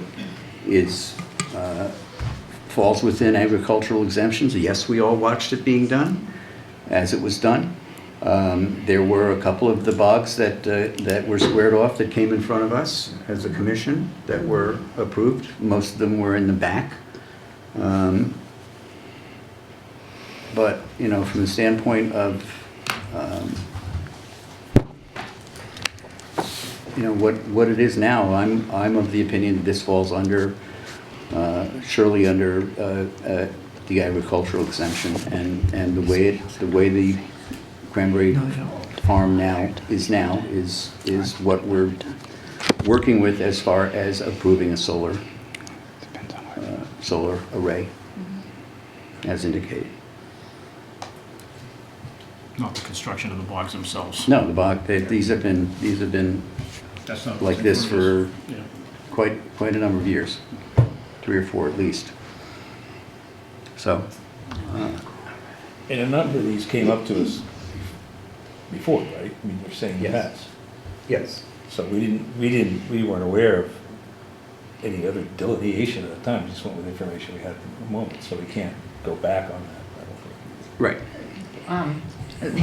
To my knowledge, there was no notice of intent for squaring off these bogs. If you have that information, I'd like to see it because we've looked thoroughly. There were through 2 in the files. back. And I would like to know whether Beals and Thomas considers this land and agricultural use, that this was all land and agricultural, this was normal improvement of land and agricultural use? No one's claiming that. That's not part of this application at all. Yeah, No, not it's relevant to what we're relevant. talking about. All right, so to go It's not back even to the part of point animal why we're talking about. of why you want to have an accurate delineation, as Mr. Fanoff said, if someone was filling in their backyard and wanted to put an extension of their house, the reason you want an accurate delineation is because the wetlands perform functions. And if those functions are impaired or lessened, preventing flooding, protecting groundwater, preventing pollution, wildlife habitat, if those functions have been impaired by actions that have taken place, you need to know when you're approving this new thing that they want to do on top of the filled wetland, you want to know whether those prior actions have harmed the functions of the wetland. They're listed right there in the Wetlands Protection Act and in the bylaw. So we're showing you that, for example, 20, 30 acres of bordering land subject to flooding have been filled. That function has been removed. It's no longer helping Carver prevent flooding. So if you're going to just ignore that and put something on top, allow it to be filled and then build a house or whatever on top of it, you are ignoring whether that resource area, that wetland, is still performing its function. And that's the purpose of a delineation. All right. And, Mr. Chair, I'm not sure that that's an accurate description of what's happening out here. And I think it's important for the commission to recognize that these are cranberry bogs are farmed wetlands. We're not necessarily talking about filled wetlands, filled BBW. That term is not necessarily appropriate in this particular setting. A cranberry bog is not a filled wetland. A renovated cranberry bog is not considered a filled wetland. It is still functioning as a wetland. It is a farmed wetland. So I just want to make that clear as part of this. No one's saying they're not jurisdictional. The notice of intent recognizes jurisdiction. The site was delineated as required as part of a notice of intent. And what is being proposed today meets the performance standards as required. So I just wanted to make that note. All right, thank you. Any other comments? Anybody from the audience? I would just note that it is a filled bordering land subject to flooding. It is a filled wetland, whether it's a cranberry farm today, a cranberry bog today or not. A wetland was filled and altered. Riverfront was filled and altered. There's no splicing of words that can take away the fact that it was filled. You see it in pictures. You can't say that it wasn't filled. All right, thank you. All right. I'll entertain a motion to close the hearing. So moved. Second? Second. All right, Carl and Dave. All those in favor say aye. Aye. All right, and I'll entertain a motion to approve the notice of intent for 73 Tremont Street. I'll make that motion. Mr. Chairman?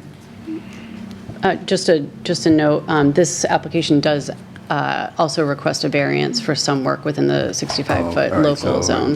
I need to have a motion to approve the variance. I know we're kind of wanted so far off topic, I forgot about that. Yeah. Approve a variance at 73 Tremont Street. Where's the variance now? Sorry, just to review. It's out by It's, the yeah, it's at the the road. Tremont Street point of interconnection, interconnection by the road. the area where we talked right by about the road moving there? the Yeah, infrastructure outside of By that. the old abandoned bog in the woods? Yeah. All right. So I'll entertain a motion to approve a variance for 73 Tremont Street. So moved. Second. Second. All right. All those in favor say aye. Aye. All right, now I'll entertain a motion. Sorry, and Jen? I say no. Oh, you say Yeah. 4-1, sorry. All right, now I'll entertain a motion to approve the NOI for 73 Tremont Street. So Jen? moved. Second. Okay. Carl moved it, Jen second. Okay, all those in favor say aye. Aye. Aye. Any opposed? One, nay. Okay, it is approved, 4-1. Thank you. Thank you. Thank you.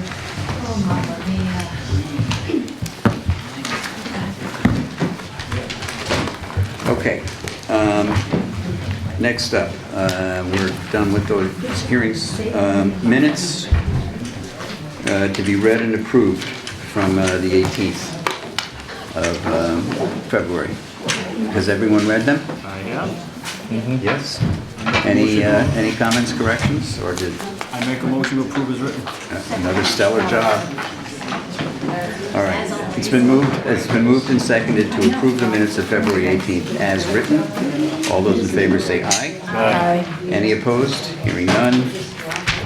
Any other topics? Yes, I have one, and I had emailed you and Olivia about this Buckman Park. Oh, yes. We've approved twice for wood chips. I'm sorry. Buckman Park, it's out by John's Pond. It is. Facebook. Yeah, hope. It's funny you didn't say that when the lady was screaming and I couldn't hear. You know? You didn't say anything. Because I was being respectful of what you guys were doing. I asked her to come up at one. And I'm really disappointed in you, Savory. This is supposed to be the Conservation Commission. Okay, thanks for backup. Okay. We're in the middle of business here. Okay? Well, I'm sorry, I'm disturbed. This is all of our drinking water, and this is all of our land. All right. One person doesn't own the soil. Okay, as I was saying, twice, once in 2024 and once in 2025, we approved wood chips because for some reason there's one playground in Carver that falls under conservation. I haven't quite figured out why they did that at town meeting, but they did that at town meeting, and that's Buckman Park down at Bates Pond in South Carolina. Bates Pond, right. John's Pond, Bates. So in 2024, we approved, I don't remember the amount at this point, for wood chips, because it's in really bad shape. There's concrete sticking up out of the ground. It needs to be filled so people don't get hurt. We approved it in 24, we approved it again in 25, and nothing ever happened with it. And the reason I bring it up is I'm on recreation as well, and because it's a playground, they keep coming back to us asking us about it. So I told them I would bring it up at the meeting. I emailed Olivia and Savory about it. Weren't the wood chips delivered? No. They never were delivered? No, nothing ever happened. All right. Emil was on the case with this too. He was almost going to go shovel them himself. I haven't gone down there, but from my understanding, nothing has been delivered. All right. The last we heard, and if you can correct me if I'm wrong, Emil said whoever was going to supply the wood chips hadn't filled out the right paperwork with the town yet. Okay. And I don't know whatever happened after that. Okay. So, I would respectfully ask if we can look into that again for if we have Yeah, to there's do got it. to be a trail somewhere. If we, and I think I actually referenced the meetings in the email I sent you, if you want to go back and look at the minutes. And Emil may have some paperwork. So we're just trying to order the wood chips? Yeah, just to see where we fall with that. Yeah, we got to get something down there. It does fall under us. It is our responsibility. Yeah. So we need to get going on that. But obviously, we can't do anything, but now's the time to get into it before the spring gets here. So we're ready to do it. Tell the kids to go play now in the snow. They won't get hurt. I think you just did. Okay, great. All right, So anything else? that was it, that's all I had. Mr. Chairman, I think, do you need us to sign? Yeah, I was gonna ask you guys to do Okay, that. yeah, because usually we do it every time, but I just wanted to make sure I do that. Yeah. We can Okay. sign them. And I you'll just ask wanted to Chase to do the separate parking lot before. because, It's okay. yeah, there Wanna was make sure we- only two signatures. How was the MAC conference? It was great. I think there were over 400 people there. Mr. Panup was one of the organizers. We both attended the agricultural exemptions workshop. How was that? How is that? Was It it was good. informative? The guy was very knowledgeable. He was from Western Mass, so we kind of sidestepped issues related to the questions we have. And I think they talked about the exemptions just being ambiguous and they're tough for anyone. So I did ask a question about sand and someone said to the speaker, "Do you have all day to answer this?" And I said, "I have all day to listen." But I don't know that we got any clear answers from that one. Was there It any was kind of, helpful with like more general like things about agricultural exemptions that we need to like keep in mind too, like changing of like the commodity and whatnot and anything like that. Say that again? Like changing of the agricultural commodity. What do you mean, in what context, what do you mean? Like if you change the What you're growing. the product, Right, like yeah. what you're. Yeah, no, what, how does that change the exemption? What's Like that? I think I noted like it's not. So we are going to get a copy of every presentation from the conference, like all the decks, and we'll make sure you all get that. great. So that was an important one. In the afternoon, I spent the whole afternoon learning about digging in wetlands, and it was by a dirt scientist or soil scientist. It was really fascinating, actually. And so I can't wait to get you that presentation. Okay. I just learned a lot about all the different layers. I feel like I could go out and actually figure stuff out, even, maybe. You're going to be drilling tubes down in your Not my backyard plan, to but come at least, up with you know, I a know soil more. sample? You know And what I- we're looking at anyway. And Olivia attended how to write effective order of conditions in the Yeah. afternoon, so we Oh. split up except for that one. And that was like a 2.5 hour. Yeah, so course, was mine. it Going, was getting back very to the, helpful. getting back to the agricultural exemptions, they noted the ambiguity. Absolutely, but. Did they offer any kind of encouragement that they were going to try to take actions to get this into a less of a gray area? Purposely done that. That's kind of what we discussed, is that they're I mean, I was just talking to Sarah before the meeting, they're purposely ambiguous, which leaves us all Oh, having it leaves us these with issues. nights like tonight. Right, exactly, but I didn't hear anything from them about changing them.